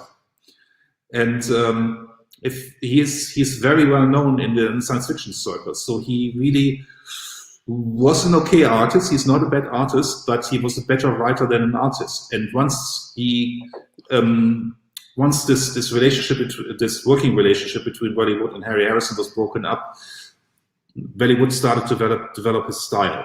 And you see a lot of what we associate with Wellywood already in this work here with Orlando. This is also another Ray Bradbury adaptation, and it's just an amazing story. It's just basically, it's a story about a creature in a well that lures astronauts to a planet. And it's extremely poetic, because as we had this before with Ray Bradbury talking the story from the perspective of a spaceship, Here we have the story told from the perspective of a guy or of an entity that waits in a well. And he takes over these crewmen one by one and kills them. It's a very fascinating story. Once again, I mean, EC Comics had these marvelous stories. This is interesting for a couple of things. This is one of the most, the cover to one of the most famous EC stories called Girls 50-50. What's it called? Girls 50-50. And it's basically the plot of the Jennifer Lawrence movie Passengers. They stole the story for the movie from this story. And the cover is by Williamson. The cover is by Buddy Wood, and the story is by Williamson. The contrast between these two artists is amazing, because as I said before, everything is very lyrical with Al Williamson, and as you can see from this cover, Buddy Wood is very much in your face. Everything is very, very working class. It's very, very grimy. It's not as poetic as Al Williamson. But that's what I like about this. It's like, you look like as Al Williamson, like the detail Al Williamson puts into his backgrounds. Look at Wally Wood's. Wally Wood, there's nothing wasted on that page. There's no blank area. It's just everything gets filled. Yeah, but everything has a heft to it, and that's the difference to Al Williamson. Because Al Williamson, everything feels very light and featherweight. And with Willie Wood, everything has a physique to it. I think what we talked about, the heft with Frazetta, this is more with Willie Wood than with Al Williamson, actually. I also like the figure work here. This is also doing here. Yeah, this is from Mad Magazine. Surprised me up, yeah. Fawcett over here. This is a very fascinating page. This is very tough to look at, but this is Harvey Kurtzman. This is from one of his war comics, and this is just the atrocities of the Nazi government, if you will, the Nazi army. And this is just, I mean, this is breathtaking. This needs to be in a museum. This needs to be in a museum. Yeah. Wow. Yeah. Crazy deep. And you can also see how much more liberty Harvey Kurtzman gave to his artists, because this is really a very unusually laid out page for EC Comics. This is the page. This is the very famous story we talked about earlier. We saw a little bit artwork from the Frazetta version of Came the Dawn. This is Came the Dawn by Willie Wood, and this is a very incredibly fascinating story, because there's this once again the idea he had with Frazetta, this rugged guy who likes to be in his cabin in the woods, and he likes to be by himself. And then one day this blonde girl comes into his cabin and says, well, basically, I lost my way. My father has a cabin here close by. I lost my way. Can you shelter me for the night? And he shelters her for the night. Things get a little bit more intimate. And then on the radio, there's a newscast that a blonde girl has escaped from an insane asylum, that she's very dangerous. And he said, well, basically, might be this girl, and she's my dream girl, but I value my life a little bit more. And when she leaves the cabin to get some flowers or whatever she does, he locks the door. And she wants to come in. He says, nah, I'm good. You stay out there, girl. And then he hears her getting murdered. And when he opens the door, there's a blonde woman with her clothes running away. Make of that story what you will, but it's an amazing story. That's messed up. Because that is the interesting thing, what you call messed up. Can we go back to the page, because I want to say something else about this page? Can we go back? This is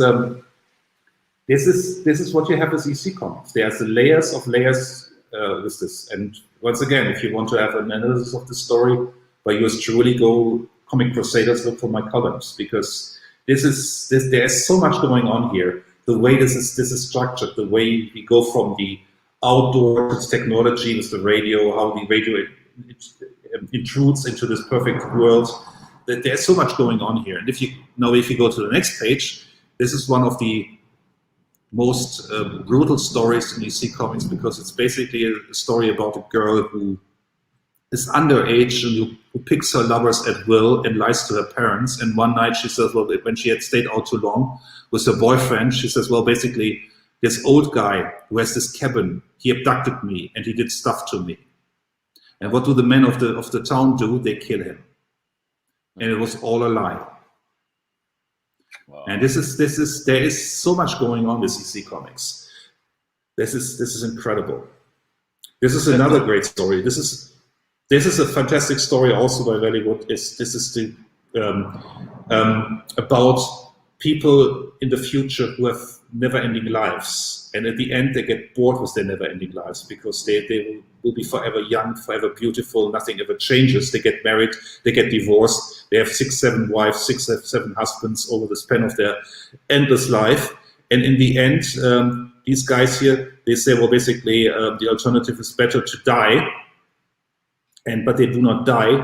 They're sent put in a spaceship, and they get their wish. They fly to another planet where they will eventually live out their lives. Okay. Fascinating. That's weird. Fascinating stuff. Yeah, fascinating stuff here. What the hell? Giant, right? This is typical Hollywood. I mean, you have handsome men, handsome women, and exotic planets. And very, very bizarre-looking aliens. Mm-hmm. Yes. I mean, if you think about what the term bug-eyed creature, it really didn't originate with EC Comics, but they took it and ran away with it. Mm. And this is our friend Dr. Doom, because Hollywood had a brief stint at Marvel Comics in the early 60s. He's actually worked on a Dr. Doom series, which is actually quite interesting as long as Hollywood did this, even though the script is not very good by Larry Lieber, Stan's brother, but the artwork is quite interesting. And he worked, as we will later see, he worked on a couple of issues of Daredevil, and famously he inked Don Heck on the Avengers. Well, you did. So, Don Heck? Nice. Mm-hmm. Looks gorgeous. The artwork, Don Heck never looked better. And Don Heck never looked more like Wally Wood in his life. Yeah. Except for the other time when Tom Palmer inked him, and he looked like Neil Adams. Oh, yeah. Mm-hmm. Mm-hmm. Okay, this is also magazine illustrations, and this is really, I really like this piece. I mean, this is for science fiction magazines, for paperbacks. These are kinds of things that were popular in the 50s, 60s. There are so many great covers, I mean, for these magazines in the 50s and 60s, for the paperbacks and science fiction magazines. Yes, this is Captain Action. Mm-hmm. Captain Action. That's it. Wally Wood did the first issue of Captain Action, and then Gil Kane took over. Two-fisted tail. Yeah. Wow. Yeah, his war stories are very, very good. I mean, they get overlooked. I mean, if you ask people today, oh, Hollywood is the guy who drew spaceships, his war stories for Harvey Kurtzman are amazing. Well, again, I think it's the thing of, Wally drew everything. Like there's nothing he couldn't draw. Now, if you ask him what he wanted to draw, it's like, well, let me draw something with women, monsters, elves, jungles, spaceships.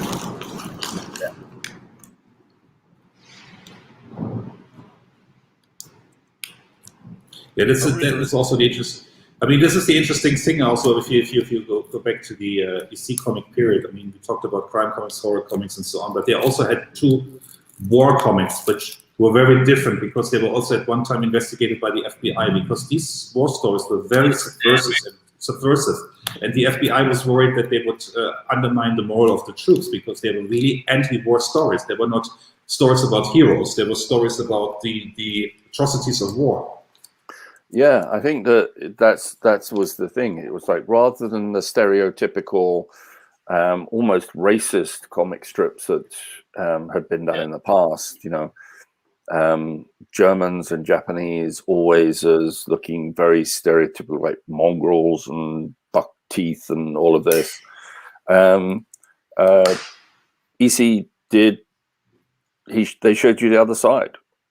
Mm-hmm. And they showed the humanity and the inhumanity on both sides. Yeah, let's forget that was the time the Korean War was going on, and so they really featured stories about the Korean War. And if you want to make the connection to DC Comics later on, the outstanding comic series you should read is Darwin Cook's New Frontier. And all the Hal Jordan material early on, when he's a pacifist, when he's in the war, this is very much based on EC Comics and Harvey Kurtzman comics. Mm.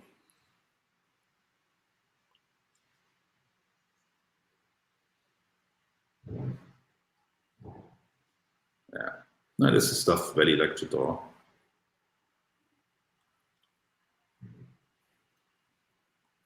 Yeah, this again, one of his favorite. This is also very famous. I mean, the Christ allegories are really, really on the nose, but here we go. But this is also the idea. I mean, this is the romanticism they still have going on. Besides, oh, this is also a very famous cover. It's a very book of stories. Because when you talk about political comic books, EC Comics had a series called Shock Suspense Stories, and they had in this series they had the so-called preaches. That were always a story about current political events, and they really took on serious topics, as you can see here in this story. And it's basically a very fascinating story. And this is another one, which is actually Joe Orlando. Nice. Or is this redrawn by Wood? But I think this is Joe Orlando, isn't it? No, no, that's Wally Wood. But it's based on a story by. Oh, I think they redid this one. It might have been written by Joe Orlando. But this is the story that is based on a. But there's an original version by Joe Orlando of the story.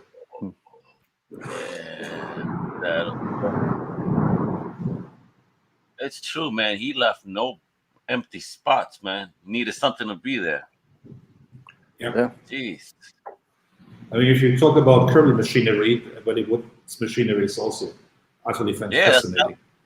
I was actually thinking that, looking at Wally and thinking of the Kirby. I'm like, wow, yo, these guys definitely have some. I mean, can you imagine Fantastic Four done by Wally Wood? I mean, that would have worked. Well, just think. I mean, just think if when they said, "Hey, let's have a Challengers of the Unknown type comic," and they came up with Fantastic Four. Can you imagine if Wally Wood had inked the Fantastic Four? Yeah, amazing. I mean, he did this on what was it, Sky Captain and there's a few pieces of Sky Master. Sky Master, that was nice. Yeah.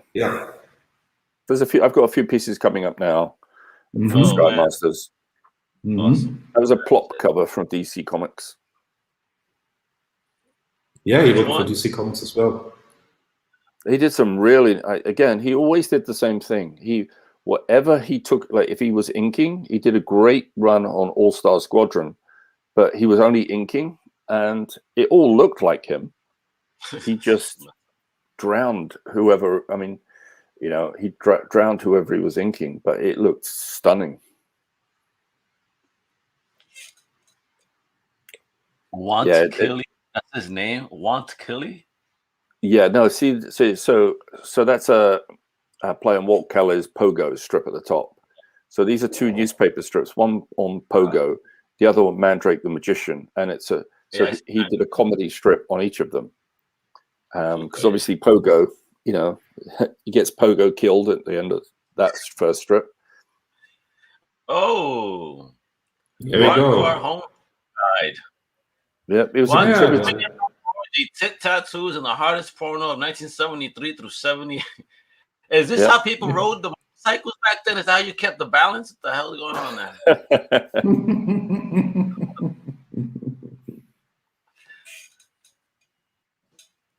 Man, what's going on here? Gets your food on the table. But see, again, Wally could do humor. He could do it so well. He could do gritty science fiction. He could do gritty something real. He pimping, son.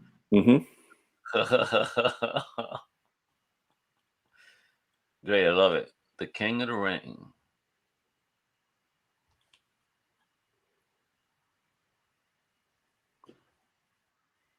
So it's obviously parody of Lord of the Rings. Revolution. That's that Dr. Doom. That's that Dr. Doom story I was talking about. Yeah, I thought like add another page of that because it was so nice. Yeah, I think it was only like 2 issues he did the first, because it was amazing. It was Amazing Adventures. I think he did 4 issues, which 10 pages each or something, or 3 issues, something like that. Kazar was in the other half of the magazine, which eventually had Barry Smith doing Kazar. But yeah, this is Don Heck. Amazing. This is Don Heck pencils, Wallywood inks. Just really nice. And again, I mean, like the first few issues of the Avengers were great, but then it kind of slowed down a bit, and it really wasn't until like the 20s and 30s, like the end of the 30s into the 40s, that it started to pick back up again. Yeah, I think it really picked up when they had introduced the team of the 4, the Cookie Quartet, because I really liked that they were so depowered. That was really fun. Yeah, this is also what they were doing Daredevil, and he reinvented the costume. Well, he reinvented the character. There's so much of Daredevil that we've come to know actually came from Wallywood. Like the radar sense. The radar sense is the cane with the shooting of the fact that he can use it to swing through the city. As you said, the red costume. The double D on his chest. All of that. And Daredevil was something that he was writing as well. I mean, just like everybody else. Just like everybody else at the time. I really think that Double D was a reference to his favorite size based on the women he drew. Well, Karen started looking very, very attractive when he came on the book. Well, it's also, I mean, it's so interesting because the couple of issues before that, Joe Orlando did Daredevil, and he didn't do really much with the character, but Hollywood really did a lot. And the opening, the splash page, we should have picked the splash page issue because it's so much detail on that page. It starts with a splash page of Nemo's palace, and there's so much detail there. If you go and find it, it's Daredevil 8. I mean, you can find it on the internet. Oh, I love this. Yeah, it's an interesting story also. That cover, man, but seeing it black and white, this is actually the first issue he did art for. That was before he changed the costume, obviously. You see, he gets announced on the cover. I mean, this is a Marvel comic, and he gets announced on the cover. Oh, we got Valley Woods, a famous illustrator, blah blah blah. Stan Lee never did anything like that for Jack Kirby. Nope, he didn't do it. He didn't do it for anybody. But the irony was that Stan and Valley didn't get along, and so Valley quickly packed his bags and left Marvel. Well, I think it's half a dozen, 6 of one, half dozen of the other. I think that he was. I think it was that period. It was like, Wallywood leaving was kind of something that really upset Steve Ditko and Jack Kirby. And I think was one of the reasons, partly led to eventually Steve Ditko leaving. I think one of the reasons why Valley left was because he was not getting paid for the writing he did on the book. Yeah, well, I think it's one of those things where I think you start doing it because you want the work, but then after a while you realize, like, well, hold on a second, like everyone really likes this, and you have put my name on the front of the comic. So why don't I get paid for that? And he actually got a writer's credit for the book, but he didn't get paid for it. Wow. Yeah, because that was Marvel. That's the Marvel method. Stan came up with a plot, and he dialogued the thing, and so he basically wrote the script. That was in his mind. Well, I mean, we don't want to go too much into it, but Stan was very much a, hey, I put, like, you read that comic, you read the issue of Daredevil got up the month where he meets Submariner. I can just imagine, like, Wallywood saying, like, oh, I want to use Submariner, and Stan's like, well, what, Submariner, Daredevil? Like, I don't know how that's going to work. Trust me. And it works beautifully. Yeah, and and lo and behold, like, Stan ends up writing it. So Wally was the guy that invented Stoop Man? Yeah, it's basically his first appearances during the very short Hollywood run. Too funny, bro. Again, it was like these. It was Stillman again was one of those characters where doesn't quite stand up to the test of time. Yeah, no, I mean this little over a bridge, bro. Yeah, but it's an interesting concept, and it's something interesting, and it's something kids would like. Yep. Oh, I mean, again, remember, you just said it. It's like kids.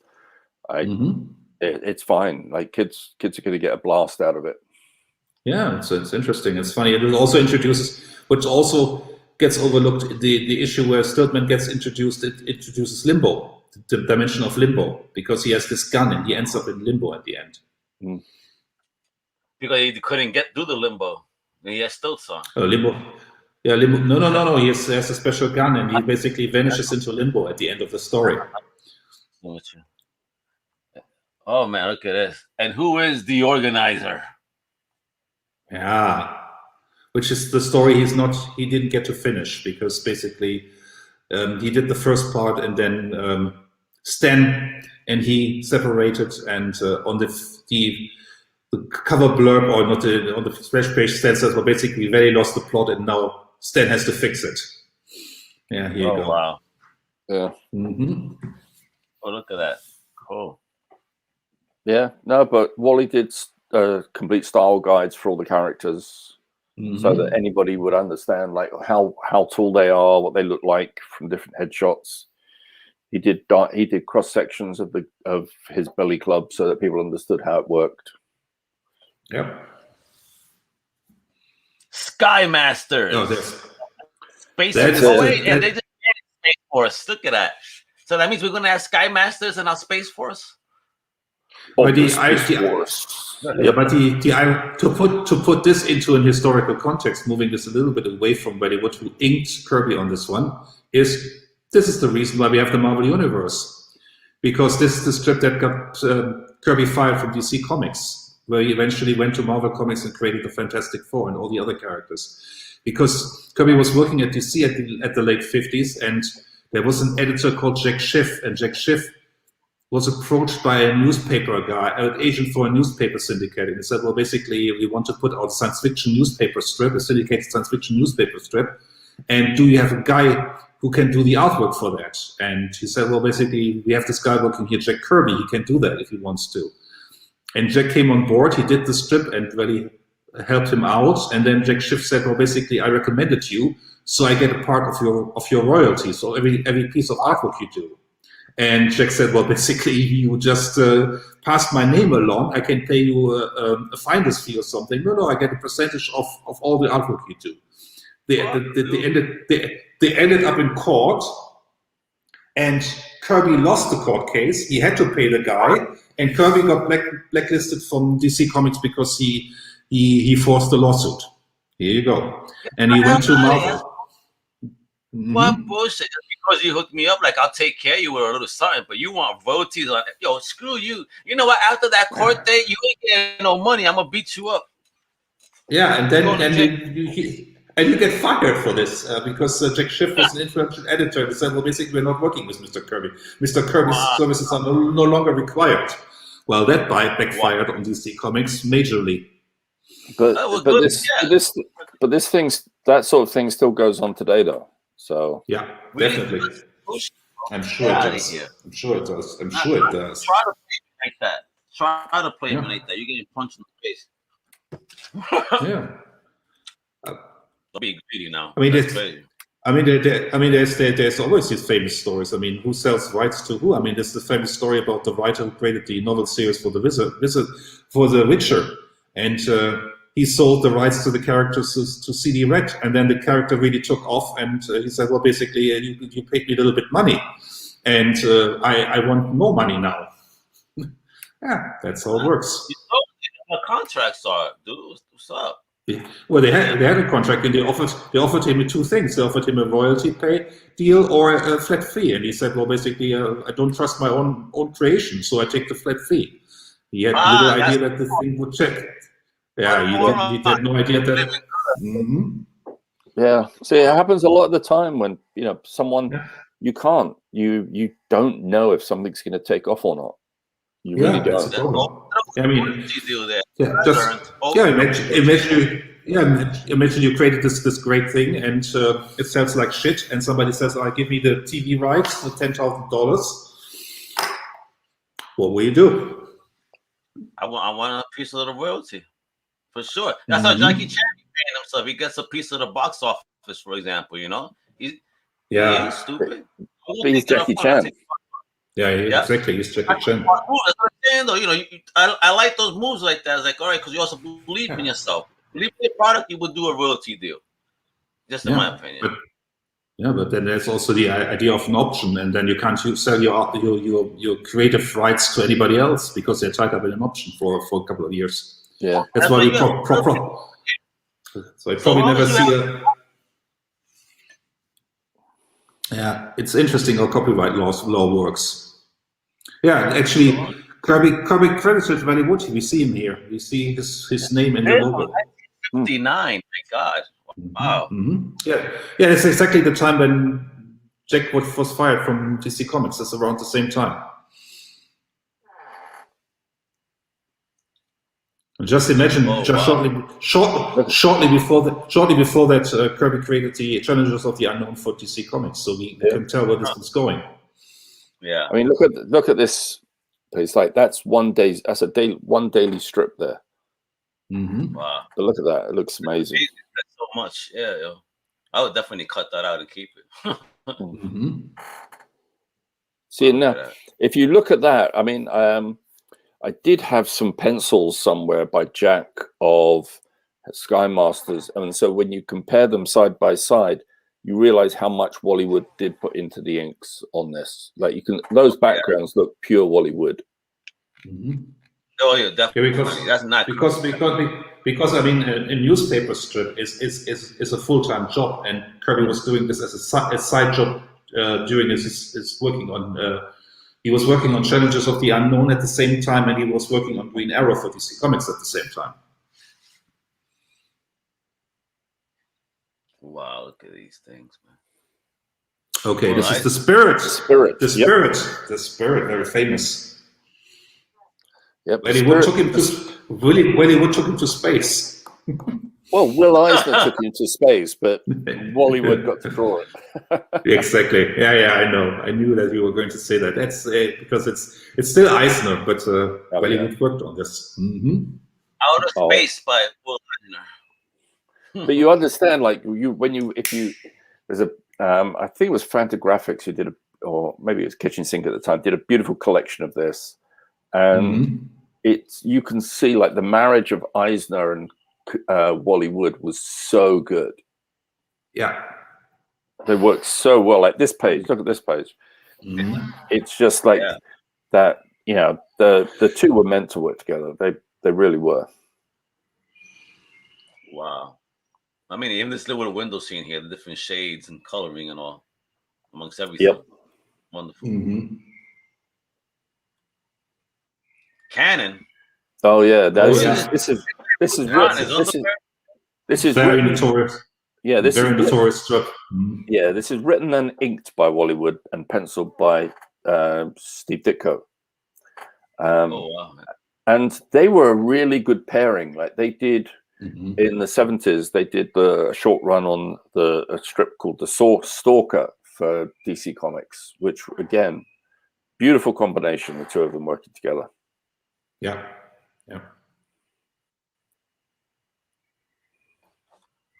Oh, damn. She set him up, man. She gave him some nookie and then set him up. Yep. Wow, bro. This is quite an interesting strip. I mean, if you read it in its historical context, because it was done for a military newspaper, and it's this James Bond-esque hero, but he's actually very broken. He's very damaged. He has a lot of post-traumatic stress, and he's not really. He loses his right to be, and it's not really this. He's not really that heroic character. And it's fascinating how Wally Wood subverts the idea of this great American hero.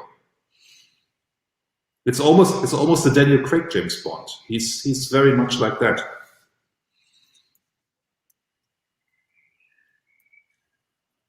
Wow. Yeah, stuff like that always sells. Oh man, it's look at the face expression movement there. Oh, yeah, that's Ditko and Wood. Mm. Let's go without a red face.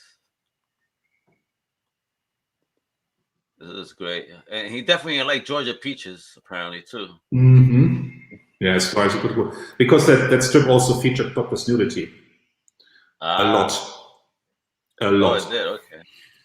Mm-hmm. A lot. It Yeah, was like one of those movies that was just. Every second panel actually. Every second panel actually. Once we get to the racier stuff. Okay, well, those soldiers wanted to see boobies. This is great stuff here, though, man. Seeing it pop off. Wow. Yeah, this is we are in the 70s here actually. A lot of stuff was actually possible in the 70s, surprisingly. Well, when it was in black and white and magazine format, no one seemed to notice. Mm-hmm. And this was exclusively distributed at the Axis, so that was the soldier audience here. And is this collected anywhere? Not the Ditko story, as far as I know, but the later Hollywood stuff is collected. Oh man, yo, done, bro, done. Surf Hunter. Oh, this was a tryout for a new strip by Jack Kirby and Wally Wood. Oh.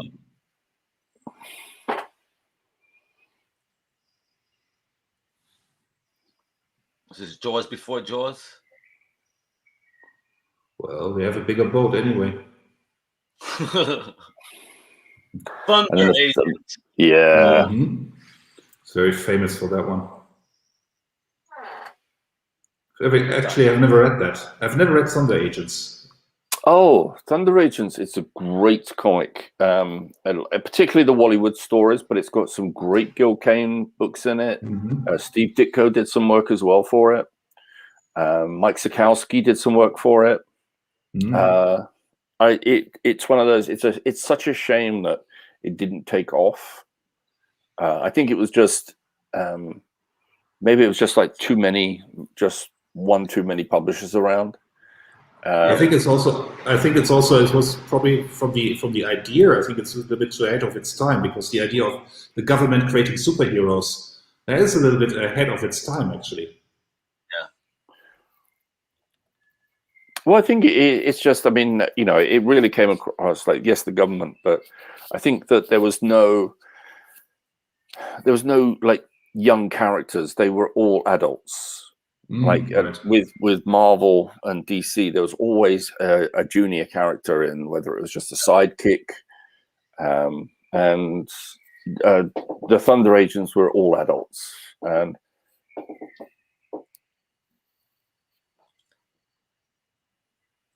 the Thunderbelt. Love it. Did you have a Thunderbelt growing up?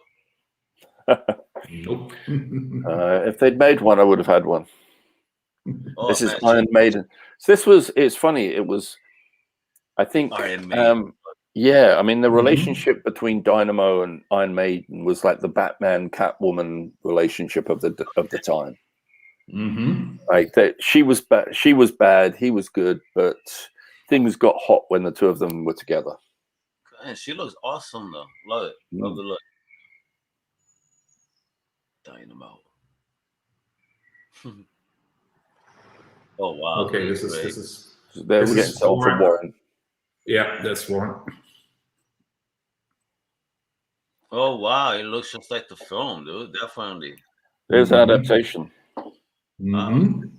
But, by the way, it's probably one of the best Universal horror movies ever made. The Original Mummy is very great movie. Fantastic movie. Yeah, Just- I mean, there's a direct line. There's a direct line from EC Comics to the early Warren magazines. I mean, this is very, very the continuation of the work he did for EC Comics. Yeah, I think there's a lot of tone. Like there's a lot of the artists that followed over, came over, but there was just a general tone that, hey, look, it was popular then. Let's try it, and for a while it worked too. So. And they also had more liberties they're going at that time, actually. Yeah, because she's basically naked if you really look at it. Yeah, yeah, hell yeah, bro. Look at, and it's really cold out there. Obviously, it's space. Yeah, but that's what I thought for a moment. I said, damn, she knew, but then I saw the neckline, like, okay, there it goes. Oh, and the boots. Well, there's only the neckline.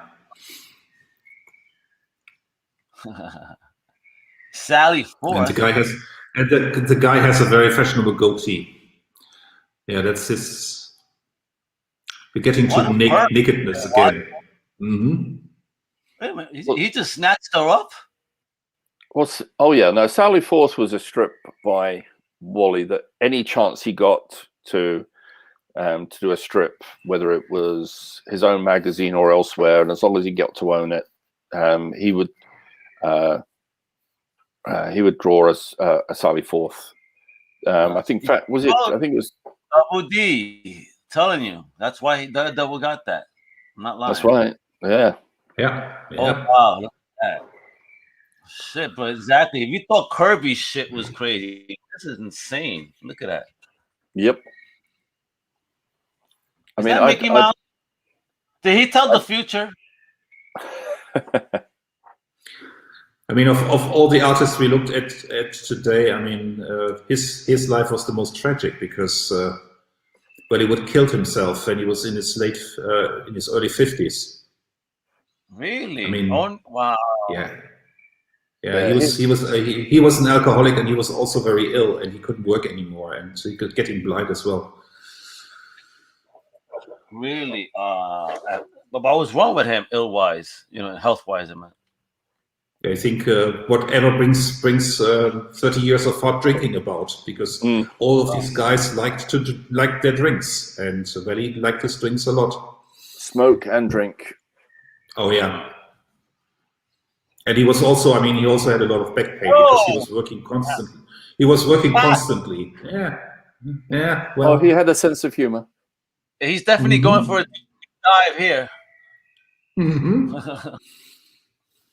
Oh well, it's one way to use an astronaut. So I asked for my helmet to get clean, but not this way.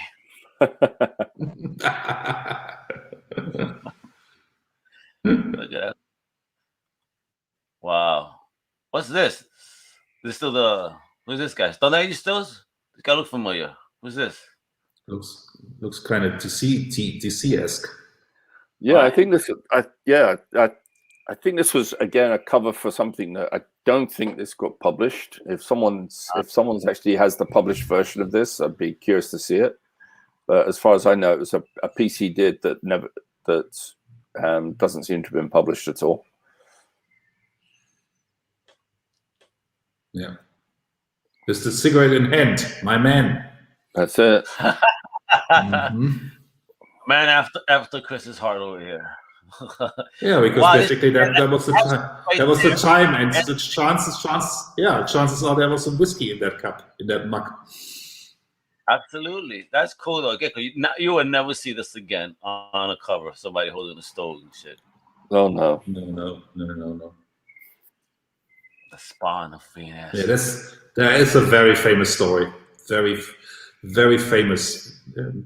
Bruce Jones did a ripoff of that story for PC Comics. Is this the Garden of Eden?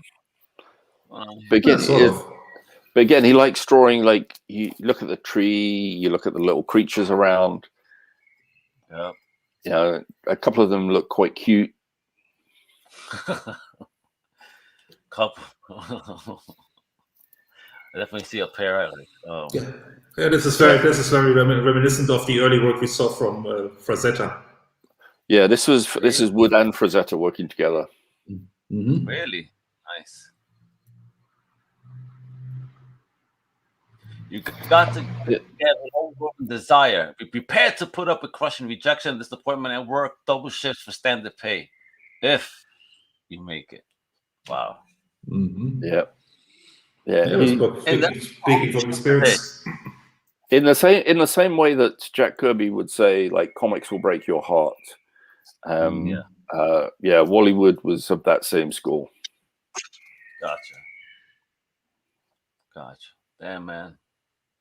Okay, on the future, let's see. Comics are on their way out. I think the only hope is the way of European comics. Hardcover books and limited editions that don't have to sell 1 million copies. That's where Dave gets his inspiration. Graphic novel idea. Yeah, but he was also right, and artists in France are treated much better. Yep. Oh yeah. Yep. And that was him right there? Yeah. Shortly before he blew his brains out. I mean, he really, that's what he did. I mean, this is his crib. This is how he lived. Yeah. Wow. I mean, these guys were dirt poor. I mean, they didn't make that much money. See, it's worth pointing out that particularly then, and even now to a certain degree, you can get to a certain point in this industry where you still have to, like, your last job pays your current bills. You know, you've got this thing where so many guys just they're making the most of it. They're doing all these variant covers, signed limited variant covers, making as much money as they possibly can while they can. Yeah, and they're still dependent on the artist alley at the Comic-Con. Yeah, to get some commissions. Yeah. Yeah, but you still have to play very, very nice with the companies. Like, you're doing your variant cover of Spider-Man, and you're buying your 4 own limited editions, but you've got to be nice. You're playing very nice with Marvel and DC, or else that all gets cut off. Yeah, I was following this discussion about a rather prominent artist who was bitching about that the publisher he was working for didn't let him draw the girl he wanted in a bikini, and he had to cover up the girl, and he was doing this on Twitter. He will never get a job from those guys. I mean, who wants to work with that guy? I mean, you shut up and you do the job. If you're a big enough name, the work will continue, but what happens is that you might get moved off that particular job you were looking forward to doing, of a particular character that you particularly loved. Like, we found someone else for that now, but don't worry, we'll get you another cover coming up, or another project coming up soon. Yeah. I mean, that's how it works. You don't bite the hand that feeds you. I mean, this is work for hire. That is what it is. Yeah.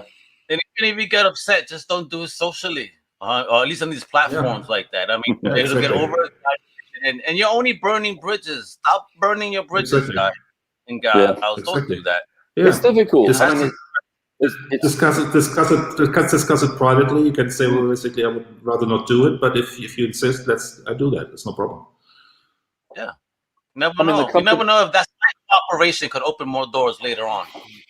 Look, I think that's also what you learn with age. I mean, this is always you always have to decide on what hill you want to die on.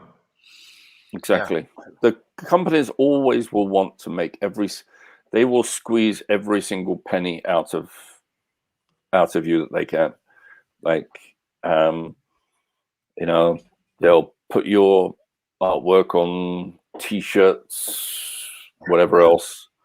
I'd even send you one, to hook you up. Like, we talked about this. I mean, one of the reasons why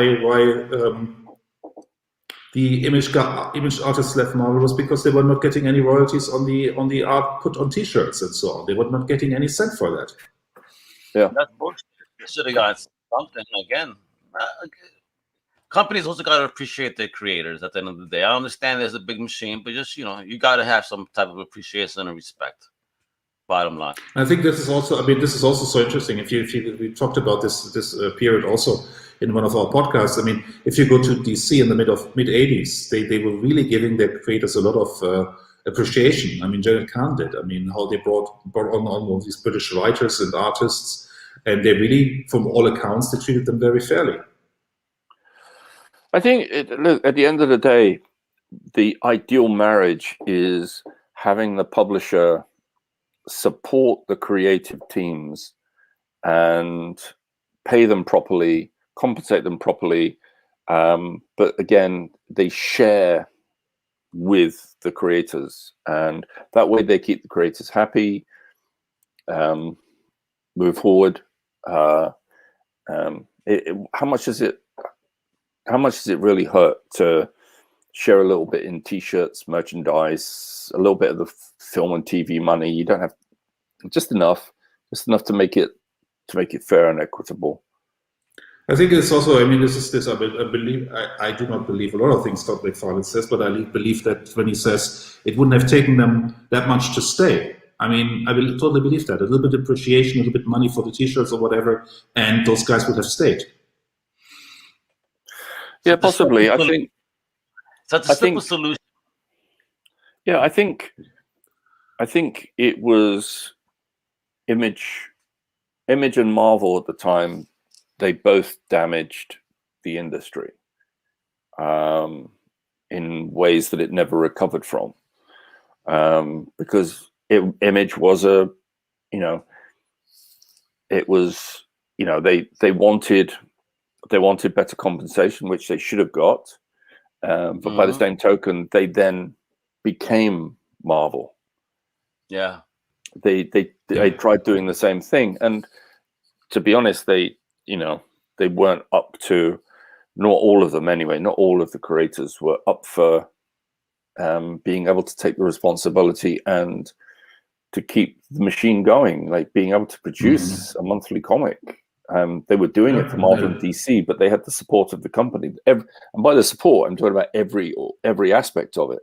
The mail, yes, because three of the guys were managing their own studios, and that was clearly too much. They couldn't do artwork and managing their own studios, and there was a lot of rivalry going on. We talked about that as well. Yeah, right. But I think as far as like for today's topic, again, it's we do. I know we talk about people like Jack Kirby a lot, but it is, the influence that Frank Frazetta had on just the whole fantasy industry, like, again, is we said today, it's like, would we even have ever had a Conan movie if Frank Frazetta hadn't done those covers on the 60s runs that inspired Roy Thomas to pick them up and want to actually do comics of them?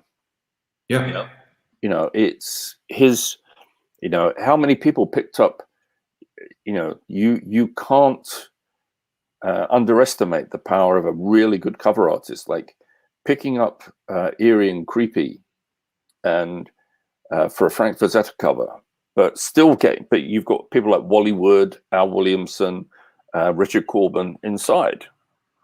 I think that there's a lesson to be learned, because some guys really managed to have a very lucrative career out of this, because there are many stories that Ellie Frazetta helped manage her husband, and she made him into this high-paid artist because he really commanded a lot of money for his paintings at the end.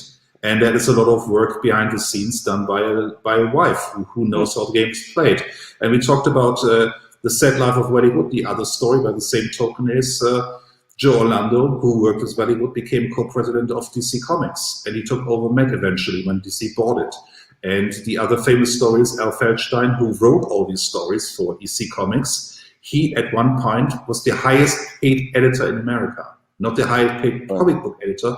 He was the highest paid editor in America, simply for the fact that when Bill Gaines sold, he had already sold Matt, but he still had the rights on Matt. And when he sold to DC Comics, he said, well, basically, you have to keep me, you have to keep my staff, and you pay Al based on a percentage of the books we are selling. And so since Matt was selling like crazy, he was selling any comic book, Al Feldstein had a lot of money coming in, and he was the longtime editor of Mac magazine. And then you have to tragic stories like Hollywood. I mean, he never did anything but drawing, writing a occasional story, and he spent a lot of time on his artwork. We saw how detailed the artwork was. I mean, you can't do this in an hour or two. You have to invest a lot of time. Yeah, but it's also personalities that, you know, a lot of creators have personalities that, you know, that doesn't, like, as we know, like Wally and Stan didn't get on. Yeah. It's those types of people that some creators don't get on with, and you get to the point with Wally Wood where it's like, where's the outlets? Yeah. Where's the outlets for your works left? Mm-hmm. And it's a similar story with Steve Ditko. I mean, Steve Ditko was also true to his core. He never changed, he never compromised, and he never got any money out of it. Yeah. Hopefully now lessons learned for these days. Yeah. And you have Spider-Man making billions of dollars at the movies. I mean, it's unfair. In fact, I think of the three the artists we've talked about today, Al Williamson was probably like, I'm trying to find the right word. Wally Wood could write and draw. Frank Frazetta had definitely had ideas for stories and characters, but like they were behind his paintings. Like he would do a painting and he had ideas for like Death Dealer, for instance. He knew where the type of stories. They did a couple of novels of those, like Fire and Ice, for instance, as well as another example of he had ideas that were going. Al didn't seem to. He seemed to be more of the art was it. He wanted to draw. There's certain things he wanted to draw. He never seemed to show a particular aptitude to want to tell a story himself. I'm not sure. Didn't he also write the newspaper strips he drew? Most of them were written by Archie Goodwin. No. Later. I mean, when he took over the newspaper strip, the Flash Gordon newspaper strip, because the work he did for the longest time in the 70s and the 80s was doing the Flash Gordon newspaper strips, and I'm not sure if he didn't write those. I wouldn't be surprised if it was still Archie Goodwin writing them. I mean, I'm sure a quick Google search will tell us the answer. Yeah, I'm not sure about this. Yeah, but I mean, see, Al was inking, like at one point he could ink like 4 or 5 books a month. Like he was inking like 4 pages a day. It was just cranking it out. Like particularly when in the early 90s when DC was heading, like it was about to do its stock exchange float, go public. They were trying to crank out as much as possible. So literally, like Al Williamson just was woof, woof, woof. You know, he was probably doing at least 3 books, even the occasional graphic novel. Wow! In 1 month. So,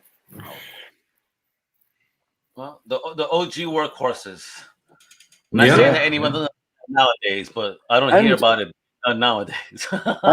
and also with Al Williamson, probably the same with mostly Frazetta. I think Frazetta held on to until he died most of his artwork. Al Williamson too. Al Williamson, when he died, still had all his original Flash Gordon pages.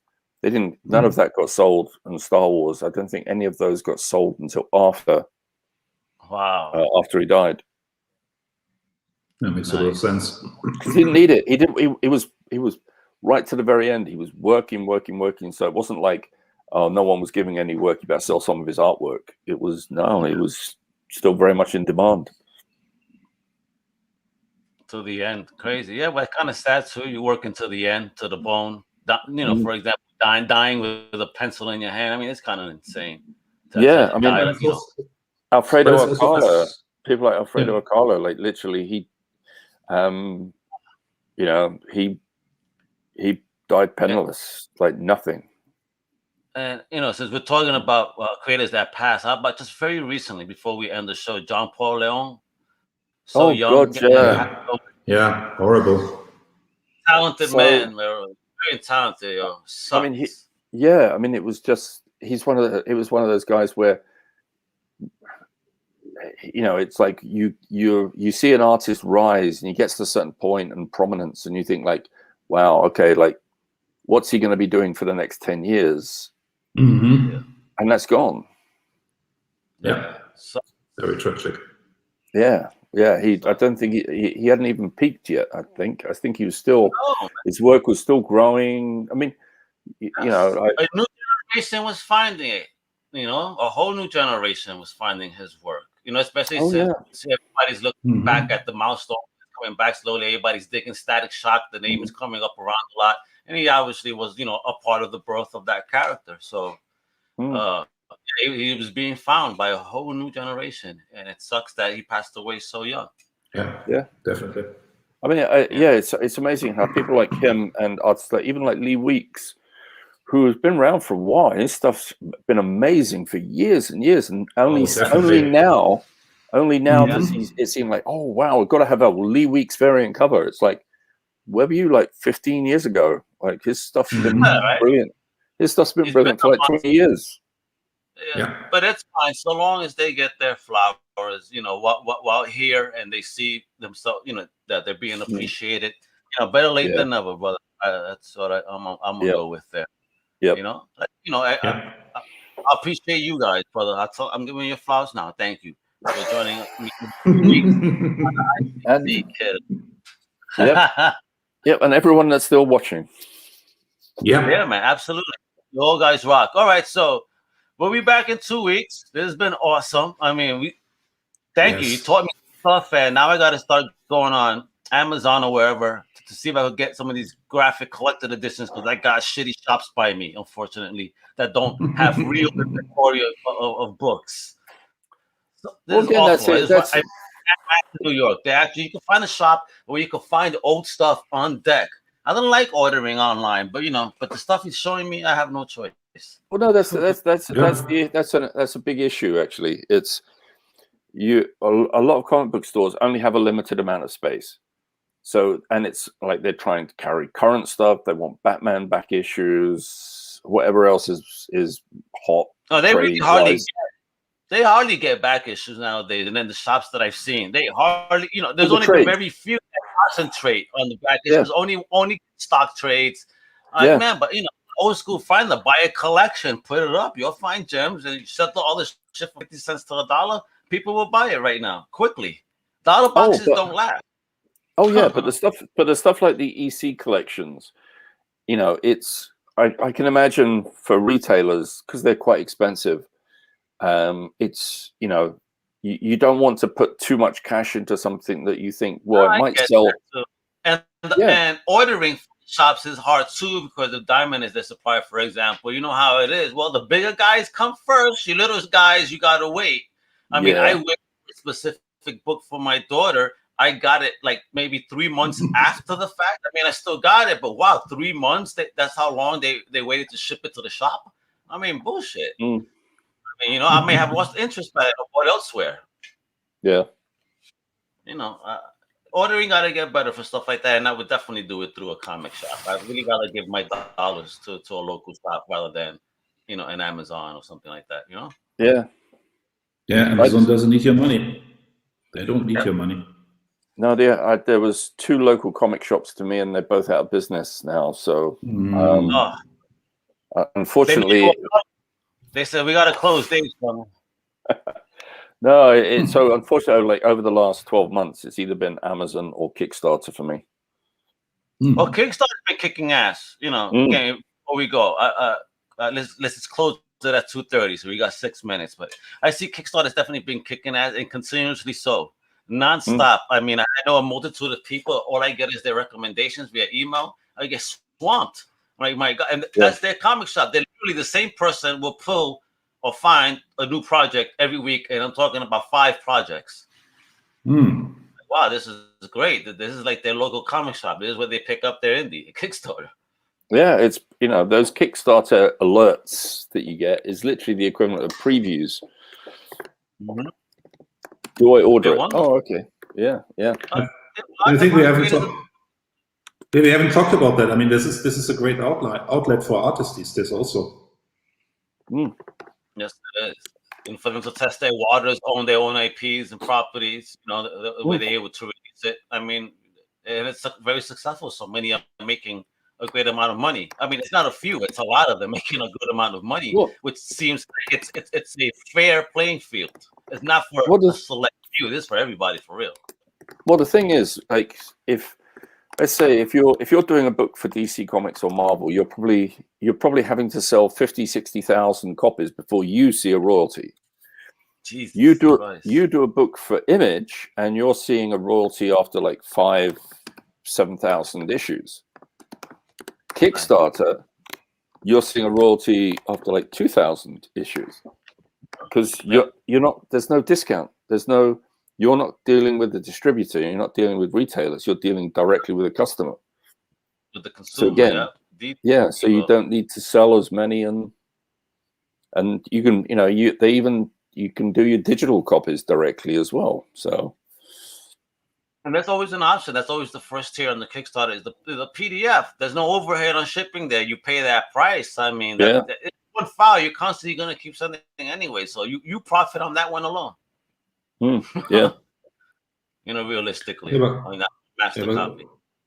But you have to put a lot of work into it, I think, also. Of course, no doubt. But you're still going to profit, I think, much quicker on a PDF, at a $5 a pop per digital copy. Come on now. Oh, yeah. No, I think Chris is talking more about the idea of, like, running a Kickstarter is a lot of work. Of course. You got to be your own promoter, too.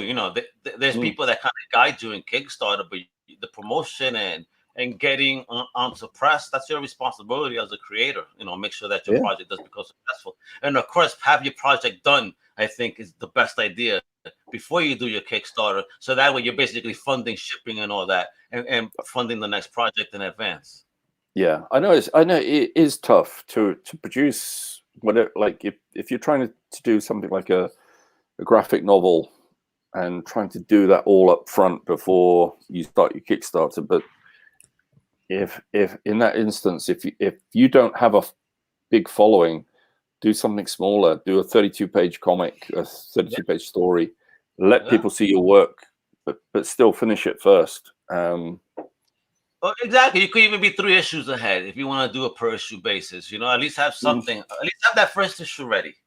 Well, a lot of people do miniseries, and they do 1 issue at a time through Kickstarter. So get 1 issue done.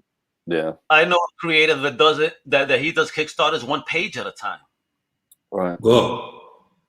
Yeah, and he does really well. He does really well with that style of 1 page at a time. Is that like? Is he doing it through Kickstarter, or is he doing it through Patreon? No, a Kickstarter. He did it through a Kickstarter. Yeah. Wow. Okay.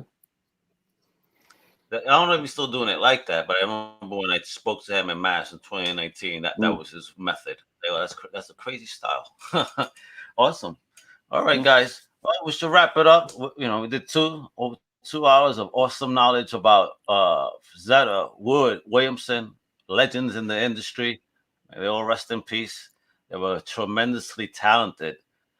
Again, many inspired, but never will equal them. Yeah, I mean, legends. I mean, they really do deserve to be called legends as far as like this industry is concerned. Definitely. Yeah, because the word is thrown around a lot, but in this instance, it does actually pull weight. They really are legends. All right, and of course, now let's say goodbye to my other 2 legends right here, Mr. Chris.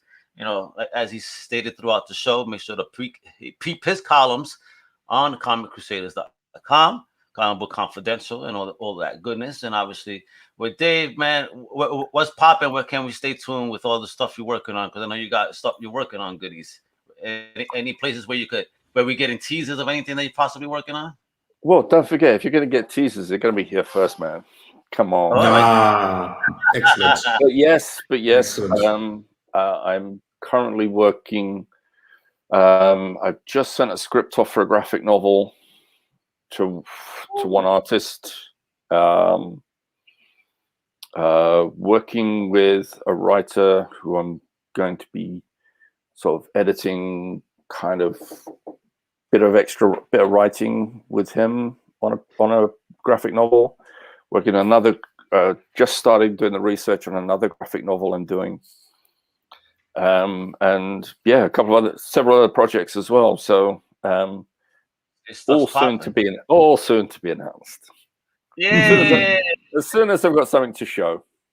Yeah. Can't wait. So keep working still hard. Still editing my horror book. That is 10 hours a day. Yeah, of course. I mean, that's a lot of work.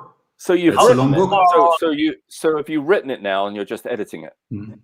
No, basically what I'm doing is I'm sort of revising the thing. Everything is written, but I want to make it better.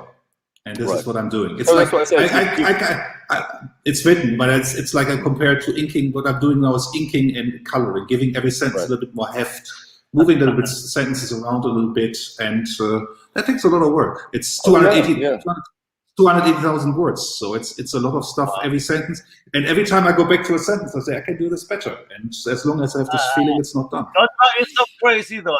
Get through that first edit, man. He's gonna have a whole new book by the time he's done, and then he's gonna re-edit it. It's gonna be a book. I'm learning so much about writing, so I'm going back to the first 15 chapters, which make up the first part. So going back once I'm done once, it's going to be this eternal loop. You're going to be going around. No. I stop at one point, but I have allotted the second month for this. So the June is also completely booked for this. I'm also working in June. So hopefully I'm done at the end of June completely. Okay. Hopefully. Yeah, awesome, man. We all look forward to that, folks. And you know what to do? Stay tuned at Crusaders.com, undercovercape.com, and come back in 2 weeks and join us as we talk a whole bunch more knowledge over here and learn about awesome comic book history, awesome creators in comics throughout history, of course. And with that, I'm Omega, Chris Buse, Dave Elliott, Internet Crusaders, and we out. Hasta la próxima. Bye-bye. Bye-bye. Take care. Cheers, guys. Thank you. We hope you've enjoyed this Comic Crusaders production. For real-time news on all things pop culture, please feel free to follow us on social media. For articles, original content, merchandise, and more, please go to www.comiccrusaders.com. Also follow along with all of the websites of the Comic Crusaders family. As always, if you like this content, please click like and subscribe to the Comic Crusaders YouTube channel.